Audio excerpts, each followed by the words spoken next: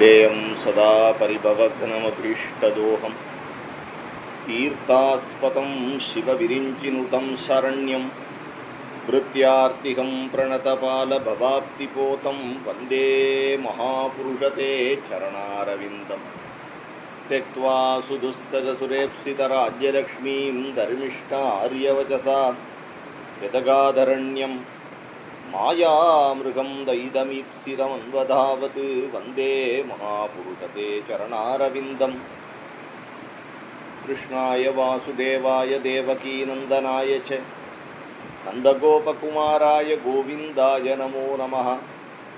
नाम संकीर्तनं यस्य सर्वपापप्रणाशनं प्रणामो दुःखशमनः तं नमामि हरिं परम्। காதலாகி கசிந்து கண்ணீர் மல்கி ஓதுவார் தம்மை நன்னெறி குவிப்பது வேதம் நான்கினும் பொருளாவது நாதன் நாமும் நமச்சிவாயவே. சொற்றுணை வேதியன் ஜோதிவானவன் பொற்றுணை திருந்தடி பொருந்த கைதொழ கற்றுணை பூட்டியோர் கடனிற்பாய்ச்சினும் நற்றுணையாவது நமச்சிவாயவே. கரச்சரண கிருதம் வா காயஜம் கருமஜம் வா श्रवणनयनजं वा मानसं वा अपराधं विहितम् अविहितं वा सर्वमेतत्क्षमस्व। जय जय करुणाब्दे श्रीमहादेव शम्भो। हरे रामेति कृष्णेति नाम संकीर्तनं सदा लोकक्षेमाय कुर्वन्तं प्रेमिकं सद्गुरुं भजे। कलये सुन्दराकारं सदैकप्रियदर्शनं अज्ञाननाशकं देवं सद्गुरुं मुरलीधरं। गोपिका जीवनस्मरणं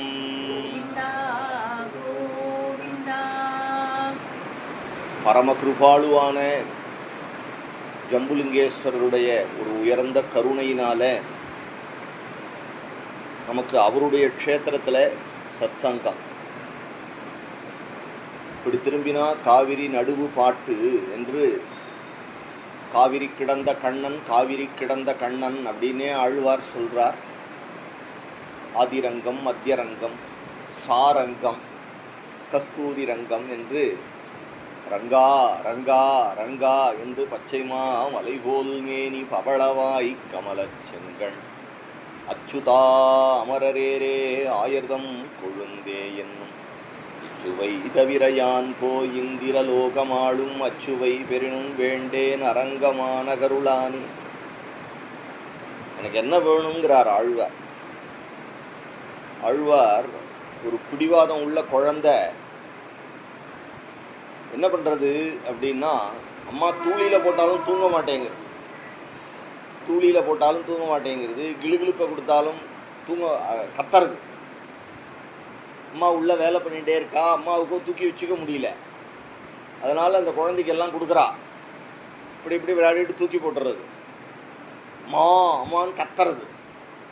சரி அப்படின்னு சொல்லிட்டு அவள் என்ன பண்ணுறா, வேலையை நிறுத்தி விட்டு அங்கேருந்து இவனை தூக்கி இடுப்பில் வச்சுனோன்னா கம்முன்னு இருக்கு. அதுபோல் இந்த ஆழ்வார் என்ன பண்ணுறார் அப்படின்னா, பச்சைமா மலைபோல் மேனி பவளவாய் கமலச்செங்கண் அச்சுதா அமரரேரே ஆயர்தம் கொழுந்தே என்றும். நாமசங்கீர்த்தனம் தானே. இச்சுவை தவிரையான் போய் இந்திரலோகம் ஆளும். இந்திரலோகம் அப்படின்னா சாட்சாத்தா எல்லாருக்கும் இந்திரன். யாருடைய இந்திரன்னா தலைவன் அர்த்தம். எல்லாருக்கும் தலைவன், எல்லாருக்கும் தலைவன், எல்லாருக்கும் தலைவன் அப்படின்னு பார்த்தா நரேந்திரன், முருகேந்திரன், கஜேந்திரன், இப்படி தேவேந்திரன், சுரேந்திரன், கந்தர்வர்களுக்கெல்லாம் இந்திரன், ரிஷிகளுக்கெல்லாம் இந்திரன், இப்படி மேலே மேலே மேலே மேலே எல்லாருக்கும் இந்திரன், எல்லாருக்கும் இந்திரன் அப்படின்னா இந்திராதி இந்திரன் யாரு அப்படின்னா சாட்சாது பெருமாள். எல்லாருக்கும் பெரியவர், எல்லாரோடையும் பெரியவர். அதனால் அந்த இந்திரலோகம் அப்படிங்கிறது சாட்சாத்தா ஸ்ரீவைகுண்டம். அதனால் இந்த ஆழ்வார் ஸ்ரீவைகுண்டம் கொடுத்தாலும் வேண்டாம், நான் போல அப்படிங்கிறார்.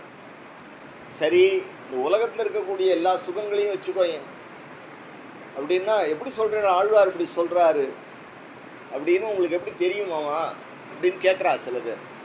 அவர் பாசுரத்திலே சொல்கிறார். என்ன சொல்கிறார் அப்படின்னார், வேத நூற்பிராயம் 100 மணிசர்தான் புகுவரேலும் பாதியும் உறங்கிப் போகும் நின்றதில் 15 ஆண்டு பேதை பாலகன் அதாகும் பசி பிணி மூப்பு துன்பம் ஆதலால் பிறவி வேண்டேன் அரங்கமான கருளானே. பெருமாளை பார்த்து சொல்றார், உலக வாழ்க்கையை போய் வாழ்ந்துட்டு வாயண்டா, பெருமாள்கிட்ட உபய விபூதி இருக்கு. இந்த லோகம்னா லோகம், மேல் லோகம்னா லோகம், எதை வேணா பெருமாள் கொடுத்துடுவார். 2த்துக்கு சாவி இடுப்பில் வச்சுட்டு இருந்தார்.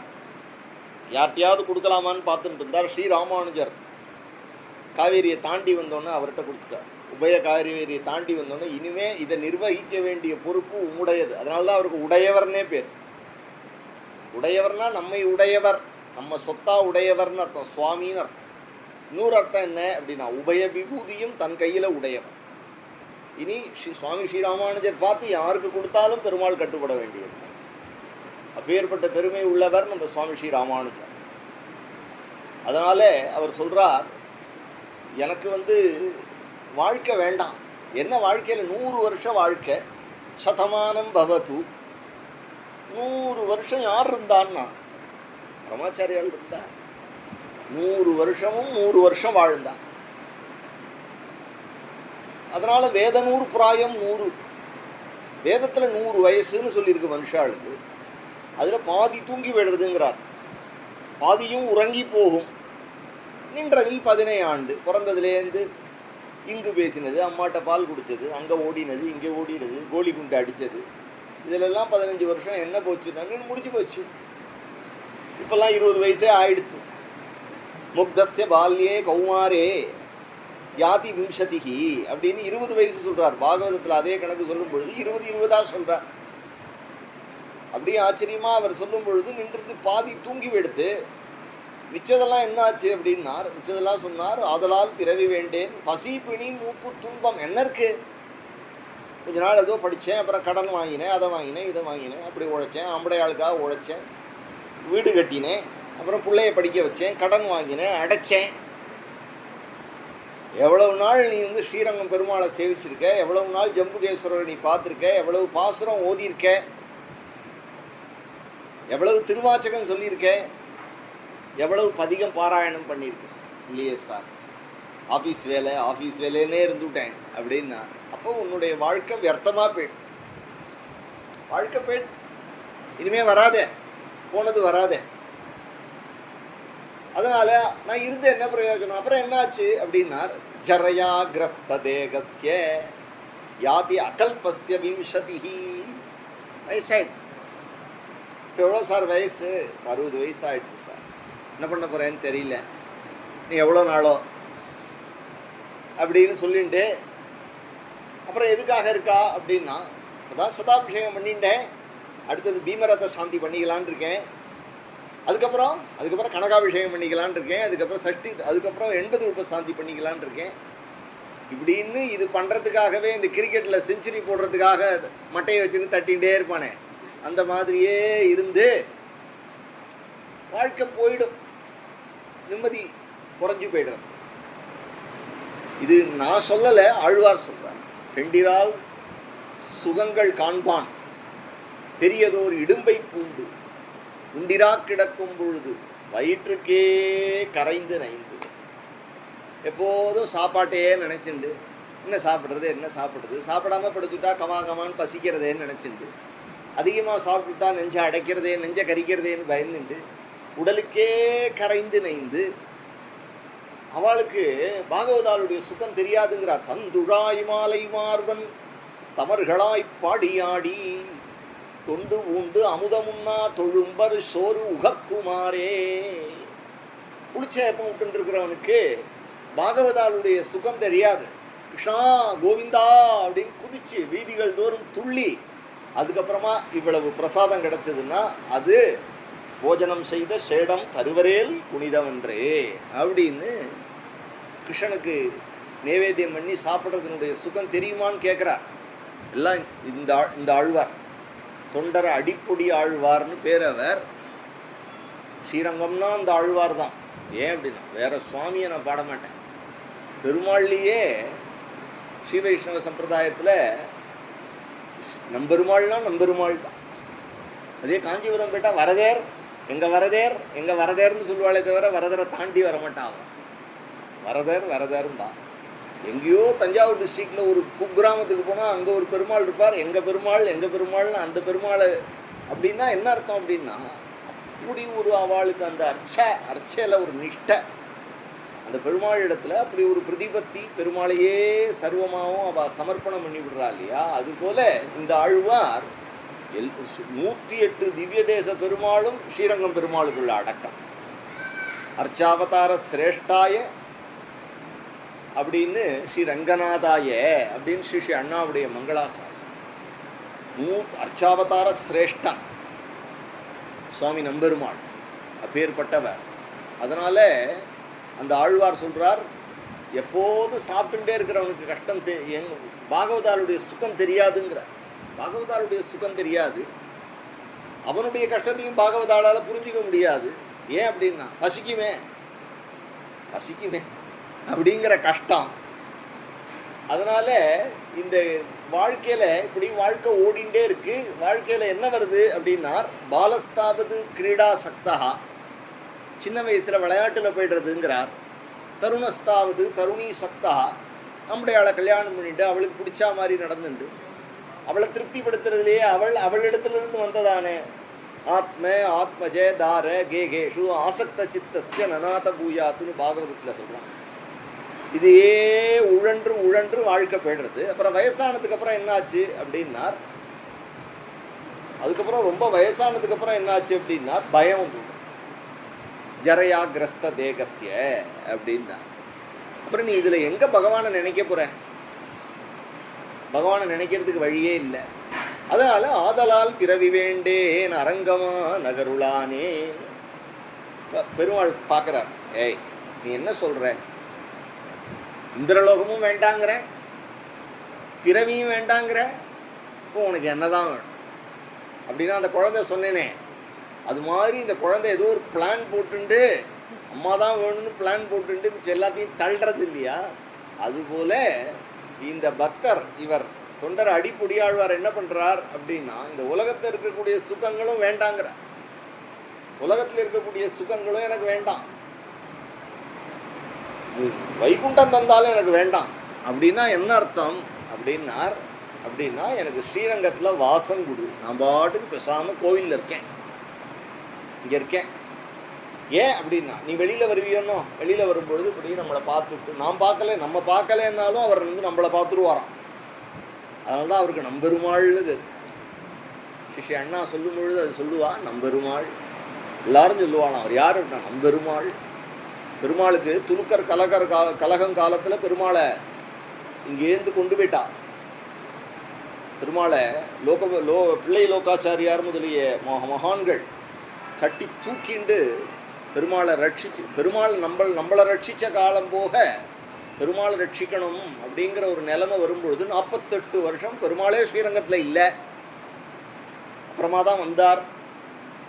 அப்போ பெருமாள் இது இந்த பெருமாள் இந்த ஸ்ரீரங்கம் பெருமாள் தானா அப்படின்னு ஒரு சம்சயம் வந்த பொழுது, ரொம்ப வயசானவர், தைல காப்பு பண்ணுறவர் பெருமாளுக்கு, அவருக்கு அப்போ வந்து கிட்டத்தட்ட 95-100 திருநட்சத்திரம் ஆயிடுத்து. கண் பார்வை போயிடுத்தவருக்கு அவரிடத்துல கொண்டு வந்து இந்த பெருமாளை கொடுத்தோடனே இந்த பெருமாளை அப்படி தொட்டு பார்த்துட்டு நம்பெருமாள் அப்படின்னு சொன்னாராம் அவர். அதனால அன்னிலேருந்து அவர் நம்பெருமாள் அப்படின்னு சொல்றதுலேயே ஒரு உரிமை இருக்கு இல்லையா நமக்கு. நம்ம அப்பா நம்ம அம்மா அப்படின்னு சொல்ற மாதிரி நம்பெருமாள் அப்படின்னு சொல்லி பழகணும். உலகத்தில் எங்கே இருந்தாலும் நம்பெருமாள் இருக்கார் அப்படின்னு அந்த ஜனங்கள் அதுக்காக தானே ரங்கான்னு நீ என்னதான் சட்டம் போடு திட்டம் போடு லிமிட் பண்ணுறான் எல்லாரையும். ஆனால் ஜனங்களா அங்கேயே படுத்து கிடக்கு, பெருமாளை எப்போ பார்ப்போம் அப்படின்னு தெரியல, அவளுக்கு என்ன ஆனந்தம்னு தெரியல அதில். ஆனால் அவளுக்கு எல்லாம் படித்தவா தான், எல்லாரும் பெரிய ஸ்ரீ வைஷ்ணவான்னு சொல்ல முடியாது, வரது பூரா பாமர ஜனங்கள். ஆனால் அத்தனை பேரையும் அந்த ரங்கன் கவர் பண்ணி வச்சிருக்கார். எல்லாருக்கும் அவளிடத்துல ஏதோ ஒன்று பேசுகிறார், எல்லாம் ரங்கா ரங்கா ரங்கான்னு ஒவ்வொரு உற்சவமாக அந்த பெருமாள். இது அத்தனையும் சாட்சியாக இருக்கிறவர் யாருன்னார்? ஜம்புகேஸ்வரர். எல்லாத்தையும் பார்த்துண்டு எல்லாத்தையும் நிர்வாகம் பண்ணிட்டு, ஆனால் எதுலேயும் அவர் பட்டுக்காம எல்லாத்தையும் எதை வச்சு மேனேஜ் பண்ணுவார்னா அகிலாண்டேஸ்வரியை வச்சு மேனேஜ் பண்ணிவிட்டு ஜம்முன்னு உட்காந்து. சிவனை போய் பாருங்களேன், நிশ্চিந்தையாக இருக்க, கவலையே கிடையாது அவருக்கு, சாம உட்காந்துருப்பார். சிவன் கோயிலில் போய் பார்த்தா பரமேஸ்வரன்ட்ட ஒரு அலாதி நிம்மதி. ஏன் அப்படின்னா அவள் பார்த்துப்பா எல்லாம் அப்படின்னு உட்கார்ந்துட்டு இருக்கிற அந்த அழகு, அவளுக்கு அந்த சக்தி பூரா, தன்னுடைய சக்தியை பூரா அகிலாண்டேஸ்வரிட்ட கொடுத்துட்டு இவர் ஜம்புகேஸ்வரர். அந்த அந்த க்ஷேத்திரமே, இந்த க்ஷேத்திரங்களே பக்திக்கான க்ஷேத்திரம். தர்மவர்மான்னு ஒரு ராஜா தபசு பண்ணினான். என்ன தபசு பண்ணினான் அப்படின்னார், தசரதருடைய யஜ்ஞத்துக்கு போனான் அவன். என்னைக்கோ கிருதயுகம் திரேதாயுகத்தில் போனான். திரேதாயுகத்தில் போய் அவன் பார்த்தா அந்த ரங்கநாத பெருமாள் அவர் ஆராதனை பண்ணுறதை பார்த்தோன்னே எல்லாருக்கும் ரிட்டன் கிஃப்ட் கொடுப்பார் இல்லையா, அதுபோல் ஒவ்வொருத்தருக்கும் ஒவ்வொன்று கொடுத்தார். உனக்கு என்ன வேணும், உனக்கு என்ன வேணும் அப்படின்னு தசரதர் கொடுத்தார். இந்த தர்மவர்மன் கேட்டான், எனக்கு இந்த பெருமாளை கொடு. போனதுலேருந்து இந்த பெருமாளை முழிச்சு பார்த்துட்டு இருக்கான். ஏன் அப்படின்னா அவர் படுத்துட்டு இருக்கார். ஏன் இந்த பெருமாள்கிட்ட தாயார் இல்லை பக்கத்தில் அப்படி யோஜனை பண்ணி பார்க்கணும். ஏன்னா சிருஷ்டிக்கு முற்பட்ட பெருமாள், யோக நிதிரையில் இருக்கிற பெருமாள், தொப்புள்ளேந்து பிரம்மா, தொப்புள்ளேந்து தாமரை, தாமரையில் பிரம்மா, அதுக்கப்புறம் தான் சிருஷ்டியே ஆரம்பம். அதனால தான் அந்த பெருமாள் இப்படி படுத்துட்டு இருக்கார், பெரிய பெருமாள். அந்த பெருமாளை ஆராதனை பண்ணிட்டு இருக்கார் தசரதர். இந்த பெருமாளை கொடு அப்படின்னு அவர் சொல்லிட்டார், இந்த பெருமாளை மட்டும் கேட்காத. ஏன் அப்படின்னா எங்கள் குலதனம், எங்களுடைய குலதனம், அவரை கொடுக்க மாட்டேன் அப்படின்னு ஒன்று. சரி வந்துட்டார். வந்து இங்கே உட்காந்துட்டார். சந்திர புஷ்கரணி கரையில் வந்து உட்காந்துட்டார். ஜபம் என்ன அப்படின்னார், பெருமாள் வரணும், பெருமாள் வரணும், பெருமாளை தரிசனம் பண்ணணும், பெருமாளை, இது ஒரு ஜபம் இல்லையா. திருநாளை போவார்னே ஒருத்தர் இருந்தார். திருநாளை போவேனோ, திருநாளை போவேனோ, சிதம்பரம் போவேனோ, சிதம்பரம் போவேனோன்னு சொல்லிட்டு இருந்தார். அது மாதிரி ஒரு ஜபம் பண்ணேன். என்னைக்கு காசிக்கு போகிறேன்னு தெரியல, என்னைக்கு காசிக்கு போகிறேன்னு தெரியலன்னு எங்கள் ஆத்துல பெரியவாள்லாம் சொல்லிகிட்டே இருப்பான். போகிறது போகாது ரெண்டாவது விஷயம், மனசுனாலேயாவது போயேன். என்றைக்கு ஸ்ரீரங்கம் போவேனோ தெரியல, என்றைக்கு ரங்கம் கூப்பிடுவானோ தெரியல அப்படின்னு சொல்லேன். போனால் பக்கத்தில் ஜம்புகேஸ்வரரை பார்க்கலாம் அப்படின்னு சொல்லேன். சொல்லிகிட்டே இருந்தேன்னா கூப்பிடுவான், போகணும்னு ஆசைப்படும். கீதையில் பகவான் சொல்லும் பொழுது மாம் இச்சாப்தும் தனஞ்சயா, நான் என்னை அடையணும்னு ஆசைப்படுங்கிறான். என்னை அடையணும்னு ஆசைப்படு, அதுக்கு உனக்கு யோகியத்தை முயற்சி இல்லைன்னாலும் பரவாயில்ல, உன்னுடைய ஆசை 100% இருக்கிற பட்சத்தில் நான் அதை நடத்தி கொடுப்பேன் அப்படிங்கிறான். பக்திக்காக அந்த தர்மவர்மா இங்கே உட்கார்ந்துட்டு ஜபம் பண்ண ஸ்ரீ ராமாவதார காலத்தில் ஸ்ரீராமர் ராவணனை வதம் பண்ணி பட்டாபிராமனாக வந்து அயோத்தியில் எழுந்தருளும் பொழுது விபீஷண ஆழ்வார் கூட இருந்தார். விபீஷண ஆழ்வாருக்கு ஏதாவது கொடுக்கணும் இல்லையா, விபீஷண ஆழ்வார் கண்ணீர் விடுறார். என்ன கண்ணீர் விடுறார் அப்படின்னா, இதுபோல் இந்த விபீஷணன் இவ்வளவு நாள் கூட இருந்துட்டு கிளம்பி போகிறானே, அவனுக்கு ஏதாவது ஞாபகமாக கொடுக்கணும் அப்படிங்கும் பொழுது ஹனுமாருக்கு என்ன கொடுக்கலாம் அப்படின்னு நினச்சார். ஹனுமாருக்கு ஆலிங்கனத்தை கொடுத்தார், ஹனுமாரை கட்டின்றார். விபீஷணனுக்கு இந்த பெருமாளை கொடுத்தார், இதை ஆராதனை பண்ணுப்பா அப்படின்னா விபீஷணன் எடுத்துட்டே ஆகாச மார்க்கமாக வரும் பொழுதே இந்த தர்ம வருமா இங்கே உட்காந்து ஜபம் பண்ணிகிட்டே இருக்கார் இல்லையா, இந்த பெருமாள் இருக்கார் இல்லையா, எல்லாரையும் கிளப்பி விடுவார். பெருமாள் உடனே என்ன பண்ணார், நம்ம கணேசு மலைக்கோட்டை கணேசுவை கிளப்பி விட்டோன்னா, மாமா நான் பார்த்துக்கிறேன் அப்படின்னு விட்டார். ஏன்னா மலைக்கோட்டை கணேஷுக்கு போர், அங்கேருந்து உட்காந்து அம்மாவையும் அப்பாவையும் பார்த்து போர் அடிச்சு போச்சு. மாமாவும் வந்தால் நல்லா இருக்கும்னு நினச்சார். அதை உடனே என்ன பண்ணிடுறான், நீ கவலைப்படாத நான் பார்த்துக்கிறேன். நல்ல காரியத்துக்காக இடைஞ்சலும் பண்ணி விடுவார், கெட்ட காரியத்துக்காகவும் இடைஞ்சல் பண்ணுவார். உன்னை கெட்ட காரியத்துக்கு போகவும் விடாமல் இடைஞ்சல் பண்ணி விடுவார். நல்ல காரியத்துக்கு நீ போகும் பொழுது வரக்கூடிய இடைஞ்சல்களையும் உடைச்செறிஞ்சு விடுவார். அதனாலேயே அவர் விக்னங்களுக்கு ஹர்த்தால் பண்ணி விடுவார் அவர் நினைச்சார்னா. இல்லை விக்னங்களை உண்டாக்கி விடுவார். அது நீ எந்த பிரவேசிக்கிற காரியத்தை பொறுத்தது. நீங்கள் ஆற்றுல சத்சங்கம் வச்சுக்கணும் அப்படின்னு நினச்சேன்னா யாராவது நம்மளுடைய ஃப்ரெண்ட்ஸ் வந்து கெடுத்து விடுவா பேச்சு விடுவான்னா அவனுக்கு எதையாவது சைக்கிள் டயரை பஞ்சர் பண்ணி விட்ருவார், அவன் வர முடியாது. 2 பாகவத ஆற்றுக்கு வந்துடுவான் இல்லையா? அதனால் வந்து அவர் என்ன பண்ணினார் அப்படின்னா, இவர் விபீஷ்ணர் வந்தார். விபீஷ்ணர் சந்தியா காலத்தில் வந்து உபாசனை பண்ணணும், பெருமாளை கீழே வைக்கக்கூடாது. இல்லை பட்டையாக விபூதி போட்டுண்டு ரொம்ப சமத்து பிள்ளையா கணேசுவை போல வைதிக பிள்ளை எங்கே கிடைக்கும்?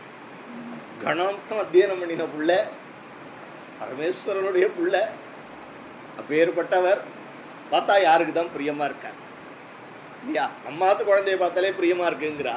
அப்படிங்கும் பொழுது கணேசுவை பார்த்தா யாருக்கு தான் பிரியம் இருக்காது? உலகத்துக்கே ஆதி தம்பதியான பார்வதி பரமேஸ்வரவு அப்படிங்கிறவாளுடைய குழந்தை. அம்பி வச்சுக்கோ அப்படின்னு நான் பார்த்துக்கிறேன், நீங்கள் போய்ட்டு வாங்க மாமா அப்படின்னா கீழே வச்சான், ஓடி போயிட்டான். ஓடியே விட்டான். ராதே கிருஷ்ணா கிளம்பி போயிட்டான். இடத்துல பார்த்தா பெருமாள் உட்காந்துட்டார், சப்ளிக்காக உட்காந்துட்டார். எங்கே வச்சுட்டு போனோம் அப்படின்னா அந்த தர்மவர்மாவுக்கு முன்னாடி வச்சுட்டு போயிருக்கான். இந்த தர்மவர்மா அப்படி கண்ணை மூடின்னு இருந்தவர் எழுத்தாப்புல பார்த்தா சாச்சல்யமா ஆனந்த விமானத்தில் பெருமாள் இருக்கார். அந்த பெருமாள் இருக்கார் இல்லையா? அதனால் உடனே அந்த விபீஷணன் அழுதான். கவலைப்படாதப்பா, நீனும் ஒரு ராட்சசம், ராத்திரி வேளையில் ஃப்ளைட்டில் வந்து என்னை பூஜை பண்ணிவிட்டு போ, நான் இங்கேருந்து உன்னை பார்த்துட்டு இருக்கேன், உனக்கு ஒரு கல்பம் ஆயுசு அங்கே சௌக்கியமாரு அப்படின்னு அவனையும் வாழ வச்சு, அப்போ பக்தி உள்ளவனுக்கு பக்தியாமாம் அபிஜானாதி, பக்தி தான் நான் என்னை கொடுப்பேன் அப்படின்னு ஆசைப்பட்டா சக்தி இல்லைன்னு நினைக்க முடியாது, அது நடத்தின்றுவார். பக்தி அவர் பெருமை எத்தகையது அப்படின்னா, ஏற்பட்ட சுரூபம் அக்ஷயமாய் அநாமமாய் அரூபமாய் அகண்டமாய் அச்சிந்தியமாய் ஞானஸ்வரூபமாய் இருக்கக்கூடிய வஸ்து அப்படின்னு இருந்தாலும், ஆனால் நமக்கு நம்பெருமாள் அப்படின்னு இருக்கக்கூடிய அவருடைய ஒரு சௌலபியம் சுலபமாக, பத்துடை அடியவர் கெளியவன் பிறர்களுக்கு அறிய வித்தகன். நான் மூக்க பிடிச்சுன்னு உட்காந்து கூடாண்டுருவேன். நீ உட்காந்துக்கோ, உன்னால் முடியும்னா உட்காந்துக்கோ. ஆனால் நம்ம வந்து பெருமாளே என்னால் முடியலையே அப்படின்னா உடனே தாவாங்கிட்ட திருப்பி கவலைப்படாதரா நான் இருக்கேன் அப்படின்னு நமக்கு அனுகிரகம் பண்ணக்கூடியவர். அப்பேற்பட்ட க்ஷேத்திரம் அவர் படுத்துட்டு இருக்கார். இவரோ இங்கே இருக்கக்கூடிய சிவபெருமான் எப்போ வந்தாருன்னு தெரியாது. எல்லா க்ஷேத்திரங்கள்லேயும் முதல் ஆசாமி எங்கள் ஊர் கும்பகோணம் எடுத்துட்டா முதல்ல ஆதி கும்பேஸ்வரர் அப்படின்னு சொல்லுவா. அவர் தான் அந்த ஊர் பூர்வ குட்டியவர். முதல்ல தண்ணி வடிஞ்ச பொழுது ஒரு மூக்கு தெரிஞ்சுது, கொடை மூக்கு தெரிஞ்சுதான் வந்து பார்த்தா சிவலிங்கம். அதுதான் அப்படிதான் பல க்ஷேத்திரங்கள். தோணிபுரம்னே பேரு, பிரம்மபுரம்னு பேரு சீர்காழி. முதல்ல அங்கே தான் பிரளயம் முடிஞ்சு தண்ணி கரை தட்டித்து நடுவில் போட்டு மாதிரி தர தெரிஞ்சுதான். உடனே பிரம்மா வந்து உடனே அந்த இடத்துல ஒரு சிவலிங்கத்தை பிரதிஷ்டை பண்ணி பூஜை பண்ணினார் அப்படின்னு எல்லா க்ஷேத்திரங்கள்லையும் படித்து பார்த்தா பரமேஸ்வரன் அந்த ஊருக்கு பூர்வ குடியாக இருக்கார், அந்த ஊர் ஆசாமி. ஆனால் இந்த பெருமாள் எங்கேருந்தோ வந்து நல்ல பேரை தட்டின்னு போய்டுறார். கும்பகோணத்துக்கு போனால் குடந்தை கிடந்தான் சார்கவாணி எம்பெருமான் சார்கவாணி ஆறாவதே இப்படி ஒரு பெருமாள், அவ்வளவு அழகான பெருமாள், லட்டு மாதிரி இருப்பார் அவர். அவர் பேரே ஆறா அமுதன். சொல்றதுக்கே எவ்வளவு அழகா இருக்கும் தமிழே. அபர்யாப்தாமிருத பெருமாள்னு சம்ஸ்கிருதத்தில் சொல்லுவா. என்னவோ நன்னாதான் இருக்க, இருந்தாலும் தமிழ்ல ஆறா அமுதே அடியேன் உடலம் அப்படின்னு நீராய் கரைந்து உருக்குகின்ற நெடுமாலே. இப்பெல்லாம் சுகர் கம்ப்ளைண்ட் வந்து உடம்பு இழைச்சி பெற்றதுங்கிறா இல்லையா, ஆழ்வாருக்கு அந்த மாதிரி பக்திங்கிற கம்ப்ளைண்ட் வந்து உடம்பு இழைச்சி போச்சு. பக்தி வந்தால் உடம்பு இழைச்சி போயிடும். அவர் சொல்றார் நீராய் கரைந்து உருக்குகின்ற நெடுமாலை. பெருமாளை நினைச்சு ஆழ்வார் உடம்பு உருகி போயிடுத்துங்கிறார். யாரன்னா ஆறா அமுதே அடியேன் உடலம். உன்னை நினைச்சு நீ இப்படி குடந்தை கிடந்தான்னே சொல்ற. ஆனால் அந்த குடமூக்குங்கிற பேரு அந்த ஆதி கும்பேஸ்வரர்னால வந்தது. அந்த ஊரில் முதல்ல இருந்தவன் ஆதிகும்பேஸ்வரரும் மங்களாம்பிகையும். மங்களாம்பிகா ஆதிகும்பேஸ்வரரை கல்யாணம் பண்ணிண்டா அப்படின்னு. ஆனால் இவா 2 பேரும் சேர்ந்து பெரும் அந்த ஊரில் ஹேம ரிஷி அப்படின்னு ஒரு ரிஷி தபசு பண்ணினார். எங்கள் ஊர் கதை சொல்கிறேன்.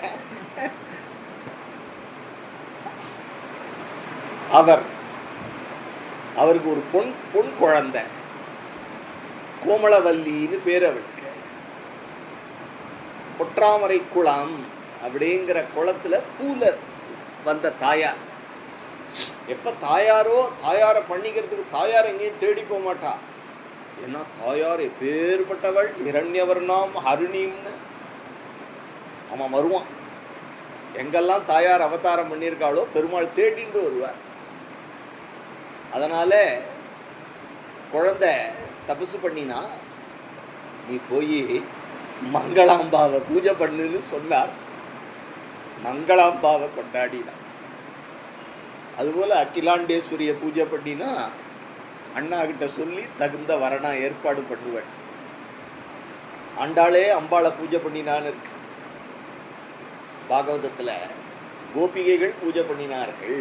மகாயோகின்யதீஸ்வரி நந்தகோபசுதம் தேவி பதிம்மே குருதே நமஹா காத்தியாயனி. காத்தியாயனின்னா யாரு? அம்பாள் தானே. காத்தியாயினி திருவாரூரில் இருக்காளே காத்தியாயி. பல குடும்பங்களுக்கு இன்னும் காத்தியாயினி பூர்வ கூடமான தேவியாக இருந்துருக்கா. யாருன்னா விஷ்ணுவுக்கு சகோதரி வைஷ்ணவி அப்படின்னு சொல்கிறோம் இல்லையா. அந்த வைஷ்ணவியை தான் சிவன் கல்யாணம் பண்ணி, விஷ்ணுவனுடைய தங்க. அதனால் அந்த மங்களாம்பிகா அனுகிரகம் பண்ணினா உனக்கு சாட்சாத்து பெருமாளே ஸ்ரீனிவாசனே உன்னை கல்யாணம் பண்ணிப்பான் அப்படின்னு சொன்னோடனே உடனே ஒரு நாள் தபஸ் பண்ணணும். தபஸ் என்ன பண்ணணும் அப்படின்னார், ஆசைப்படும். பெருமாள் வரணும் அப்படின்னு ஆசைப்பட்டா வந்துட்டார். எப்படி வந்தார்னா அங்கேருந்து விமானத்தோடையே இறங்கியிருக்கார். இப்போ கூட இங்கே எப்படி ஆனந்த விமானம் வந்ததுன்னு சொல்கிறோம் இல்லையா ஸ்ரீரங்கத்தில், அதுபோல் கும்பகோணத்துலேயும் அந்த விமானத்தோடு இறங்கியிருக்கார் பெருமாள். சார்கபாணி எம்பெருமானை தரிசனம் பண்ண போனால் தெரியும். அந்த பெருமாள் படுத்துட்டு இருப்பார். ஆழ்வார் வந்தப்போ சம்பிரமத்தில் எழுந்துட்டார். அதனாலேயே சொல்கிறார், படுத்துக்கோ. ஏன் எழுந்திருக்கிற? கிடந்தவாறே பேசுவாழி கேசனே அப்படின்னு திருமழிசை ஆழ்வாருடைய பாசுரம். நீ படுத்துண்டே சொல்லுப்பா, பேசு அப்படின்னு ஆழ்வாரை பார்த்தா எழுந்துட்டாராம் அந்த பெருமாள். அந்த பெருமாள் குழந்தையை கல்யாணம் பண்ணி கொடுத்தார். ஹேம ரிஷி கல்யாணம் பண்ணி கொடுத்தார். பெருமாள் வரும்பொழுதே பெருமாளை சுவாகதம் பண்ணினது ஆதிகும்பேஸ்வரரும் மங்களாம்பிகையும் போய் பூச்செண்டு கொடுத்து அழைச்சின்னு வாப்பா கல்யாணம் பண்ணிக்கிறதுக்காக வந்திருக்கார். மாப்பிள்ளை பெருமாள் கல்யாணம் பண்ணிட்டு கிளம்ப போகிறார். உடனே ஏக புத்திரியாக செல்லமாக வளர்ந்துட்டா இல்லையா குழந்தை, சின்ன குழந்தை கண்ணை கசக்கிண்டு அழறா. என்ன வேணும்? பெருமாள் இப்படி திரும்பி பார்க்குறார். இந்த ரிஷி சொல்கிறார், குழந்தையை விட்டு பிரியறதுக்கு கஷ்டமாக இருக்கு. அப்படியா? என்ன பண்ணலாம்? பெரியவர் யார்? பரமேஸ்வரன், ஆதிகும்பேஸ்வரன். சொல்கிறார், எங்கள் ஊர்லேயே இருந்துட. சரி, பெரியவா சொன்னால் கேட்கணும். அதனால தான் அந்த பெருமாளுக்கே சொன்ன வண்ணம் செய்த பெருமாள். ஆழ்வார் சொன்னார். ஆழ்வார் எழுந்து கொண்டால் எழுந்துட்டார். உன் பையனாக பாயி சுருட்டி கொள்ளார். கிளம்பிட்டார் பின்னாடி காஞ்சிபுரம். அப்புறம் போய் அங்கே போய் நின்றுட்டு இருந்தார். உன் பையனாக பாயி விரித்து கொண்டார், படுத்து விட்டார். சொன்ன வண்ணம் செய்த பெருமாள்னு யதோக்தகாரி பெருமாள்னு சொல்லுவார். அந்த பெருமாள் தான் ஆழ்வார் சொன்னபடி செய்வார். அதுபோல் இந்த பரமேஸ்வரன் விண்ணப்பிக்க பெருமாள் அதை ஏற்றுண்டு அந்த ஊர்லேயே கும்பகோணத்திலேயே கோமளவல்லீசா கும்பகோணேசான்னு பாடுறார். ஸ்ரீ அண்ணாவுடைய கீர்த்தனை இருக்கு. அண்ணாவுடைய கீர்த்தன் கும்பகோணேசன், கும்பகோணத்தில் இருக்கக்கூடிய ஈசன் அப்படின்னு பாடுறார். அவர் யாருன்னார்? கோமளவல்லீசா. அப்படி கோமளவல்லி தாயார கல்யாணம் பண்ணிட்ட பெருமாள் அங்கேயே தங்கி. இதுதான் கல்யாணம். கல்யாணம்னா என்னன்னா தெய்வத்தினுடைய கல்யாணம் தான் கல்யாணம். அப்படி தங்கினார் இல்லையோ, அப்படித்தானே தங்கினார். அதுபோல பக்திக்காக தன்னை கொடுத்துடுவார் அப்படின்னு சொல்லிட்டு இருந்தேன். இந்த ஊர்ல இந்த ஜம்புகேஸ்வரம்ங்கிறது இங்க இருக்கக்கூடிய ஜம்புலிங்கம்னு சொல்றாளே, அது அப்புலிங்கம்னு சொல்லுவா. பஞ்சபூதங்கள் காண க்ஷேத்திரங்கள்ல ஜலத்துக்கான க்ஷேத்திரம் இது. இங்க பரமேஸ்வரன் இக்குனூண்டு தான் இருப்பார். உள்ள இறங்கி போய் தரிசனம் பண்ணியிருக்கேன்.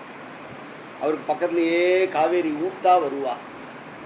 இப்போ நம்மளாம் கோவில் கட்டி மூடினாப்புல இருக்கார் இல்லையா, அந்த காலத்தில் காவேரி கரையிலே தான் இருந்தார்.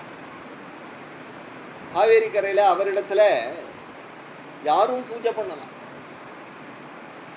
பரமேஸ்வரனுக்கு என்ன அப்படின்னா, இந்த பக்கம் தேவர்கள், இந்த பக்கம் அசுரர்கள், ரெண்டு பேருமே அவருடைய குழந்தைகள். அதனால் அவருக்கு பேதமே கிடையாது. பரமேஸ்வரனுக்கு பேதமே கிடையாது, பெருமாளுக்கும் பேதமே கிடையாது. ஏன்னா ரெண்டு பேருமே அவளிடத்துல பக்தி பண்ணுவா. அசுராலும் பக்தி பண்ணியிருக்கா, பிரகலாதம் பக்தி பண்ணியிருக்கான், மகாபலி பக்தி பண்ணியிருக்கான், சிவபெருமானிடத்துல பாணாசுரம் பக்தி பண்ணியிருக்கான். பண்ணாத அசுராலே கிடையாது. பக்தி பண்ணினா தன்னை கொடுப்பாரு. ஒரு அப்பாவை போல, அப்பா பிள்ளை எவ்வளவு இடைஞ்சல் பண்ணினாலும் பொறுத்துண்டு பிள்ளைக்கு அனுகிரகம் பண்ணிட்டு இருக்கார் இல்லையா, அதுபோல் நமக்கு ஒரு அப்பா ஜம்புலிங்கேஸ்வரர். இந்த ஊரில் அப்படி தான் இருந்துட்டு இருந்தார். நிறையா க்ஷேத்திரங்கள். திருச்சிக்காரா உங்களுக்கெல்லாம் சொல்ல வேண்டியதில்லை, திரு எறும்பூர்னே ஒரு க்ஷேத்திரம் இருக்குது.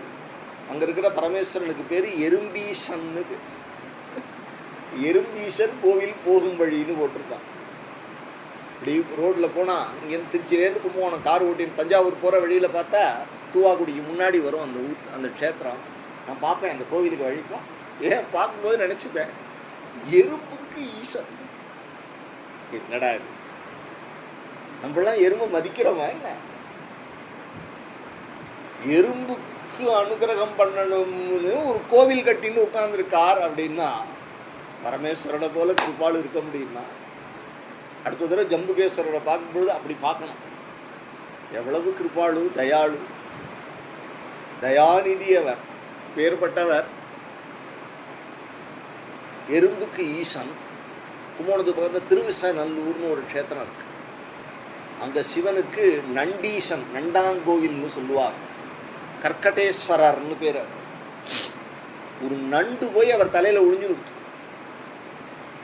நண்டுக்கு தலையில் இடம் கொடுத்துட்டார். நண்டு பூஜை பண்ணியிருக்கு அவருக்கு. தாமரையெல்லாம் எடுத்து எடுத்து எடுத்து எடுத்து சிவ பூஜை பண்ண. நமக்கு சிவ பூஜை பண்ணணும்னு தோண மாட்டேங்கிறது, ஒரு நண்டுக்கு பூஜை பண்ணணும்னு தோன்றது. எறும்பெல்லாம் ஒன்றா சேர்ந்து எங்கேயோ நம்ம போடுற அரிசியெல்லாம் ஜாக்கிரதையாக பொறுக்கி எடுத்துன்னு போய் சிவனிடத்தில் கொண்டு வந்து அர்ப்பணம் பண்ண ஒரு புத்து. அந்த புத்தில் லிங்கம்.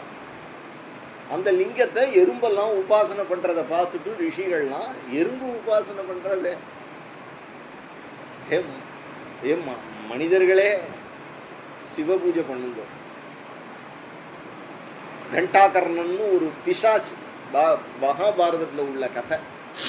பிசாசு பூஜை பண்ணியிருக்கு. யாருமே சிவ பூஜை பண்ணியிருக்கா.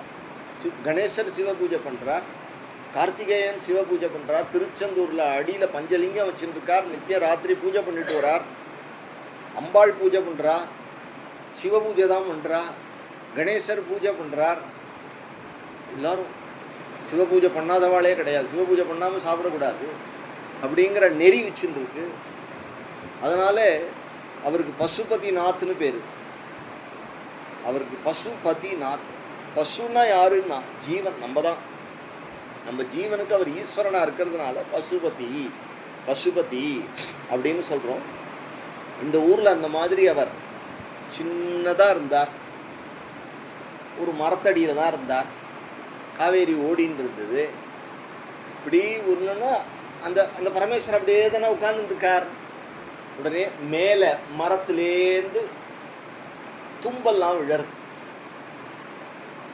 தும்பெல்லாம் சிவன் மேலே விழருது. அதை பார்த்துது. அந்த மரத்தில் ஒரு செலந்தி இருந்தது.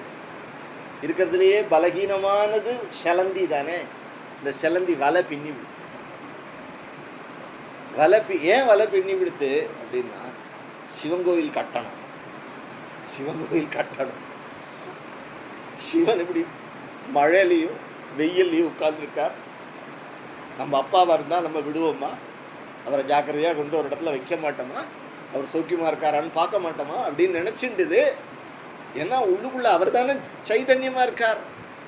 சிவமான வஸ்துவாக இருக்கும் பொழுது உனக்கு சிவலிங்கத்தில் பக்தி வரலன்னா தான் தப்பு, ஏதோ கோளாறு இருக்குன்னு அர்த்தம். ஒரு சிவலிங்கத்தை பார்த்தா ஓடி போய் கட்டிக்கணும்னு தோணும், மனுஷாலாக இருந்தால் தோணும்.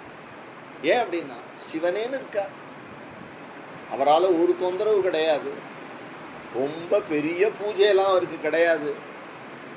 வழியில் இருக்கக்கூடிய தும்பப்பூவோ இல்லைன்னா அர்க்க துரோண குசும பிரபுதிங்கிறார் அப்பே தீட்சதர்னு ஒரு பெரியவர்.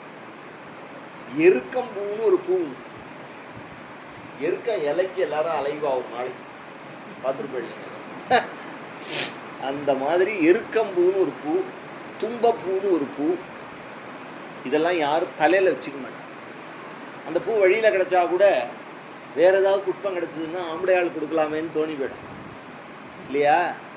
ஆனால் இது வழியில் எங்கேயோ விழுந்த பூவை எடுத்துன்னு வந்தான், தும்பப்பூவை எடுத்துன்னு வந்தான், சிவலிங்கத்துக்கு போட்டான்னா கூட அவனுக்கு உடனே கைலாசத்தை பட்டயம் எழுதி வைக்கிறார். அப்பேற்பட்டவர். நீ காசு கொடுத்து கூட வாங்கணும்னு அவசியம் கிடையாது, வழியில் கிடைச்சதை எடுத்தால் கூட பரவாயில்ல. இது கூட பரவாயில்ல, ஒரு நாயனார் கல்லாலேயே அடித்தார். சிவபுராணத்து கதை இது, பெரிய புராணத்து கதை. சாக்கிய நாயனார்னு ஒருத்தர் கன்வெர்ட் பண்ணிவிட்டா அவரை. வேற அந்த ஜெயினா போயிட்டார், ஜெயினனா போயிட்டார். அவர் ஜெயினனா போனோன்னா திரும்பி வந்தால் கொலை பண்ணி விடுவா. ஆனால் அவருக்கோ கன்வெர்ட் ஆனதுக்கு அப்புறம் தான் பக்தி ஜாஸ்தியாக போயிடுத்து. ஏன் ஜாஸ்தியாக போயிடுத்துனார்? இப்போ ஏற்பட்ட பரமேஸ்வரனை விட்டுட்டு வந்துட்டேன் அப்படின்னு நினச்சிண்டு டெய்லி. ஆனால் சிவனை உபாசனை பண்ணாமல் சாப்பிடக்கூடாது, அதனால் அந்த தெருவழியாக போகும்பொழுது கல் எடுத்து அடிக்கிறார். அவளை ஜெயினர்லாம் நினைக்கிறாள், ஆஹா என்ன சிவத்வேஷம், என்ன சிவத்வேஷம் அப்படிங்கிறாள். அந்த கல்லெல்லாம் சிவன் மேலே போய் விழும்பொழுது எப்படி விழருது அப்படின்னார், எல்லாம் புஷ்பமாக விழருது. இதில் திருவனந்தபுரத்தில் பத்மநாபன், அனந்த பத்மநாபன், அந்த பத்மநாபனை ஒரு ராஜா பூஜை பண்ணினா. அந்த திருவனந்தபுரத்து ராஜாக்கள்லாம் அவளுடைய குலதேவத்தை. அவர் ஸ்வர்ணத்தினால துளசி பண்ணி அவருக்கு அர்ச்சனை பண்ணினான், சகசிரநாம அர்ச்சனை பண்ணினான். அவன் அர்ச்சனை பண்ணிட்டு போனோடனே ஒரு ஏழை பாகவதர் ஒருத்தர் வந்தார். அவாத்தில் இருந்த துளசியை எடுத்துன்னு வந்தார், துளசியை போட்டு அர்ச்சனை பண்ணிட்டு போயிட்டார்.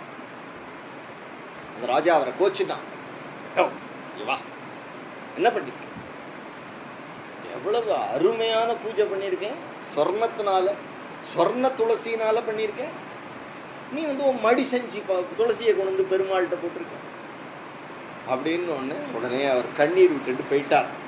ராஜாவை ஒன்றும் சொல்ல முடியாது இல்லையா? ஆற்றுல போய் ராஜா அப்படி படுத்துனோடனே ராஜாவுடைய சொப்பனத்தில் அனந்த பத்மநாபன், ராஜன்னு பாத்தியா அப்படின்னு சரீரத்தை காட்டுறார். எல்லாம் ஒரே ரணமாக இருக்கு, குத்தி இருக்கு. ஏன் ஏன் நீ ஸ்வர்ணத்தினால போட்ட இல்லையா, அதெல்லாம் குத்தி இருக்கு. நடுவில் சிலது சொஸ்தமாக இருக்கு. இது எப்படி? அந்த பாகவதர் துளசி போட்டார் இல்லையா, அதனால என்னுடைய சரீரம் சொஸ்தமாக இருக்கு அப்படின்னு அரண்டு போய் ராஜா ஓடி வந்து அந்த பாகவதர் காலில் விழுந்து, உம்ம பூஜை தான் பெருமாளுக்கு பிடிச்சிருக்கு, நீர் பண்ணுற பூஜை தான் பிடிச்சிருக்கு அப்படின்னு சொன்னான் அப்படின்னு சரித்திரம்.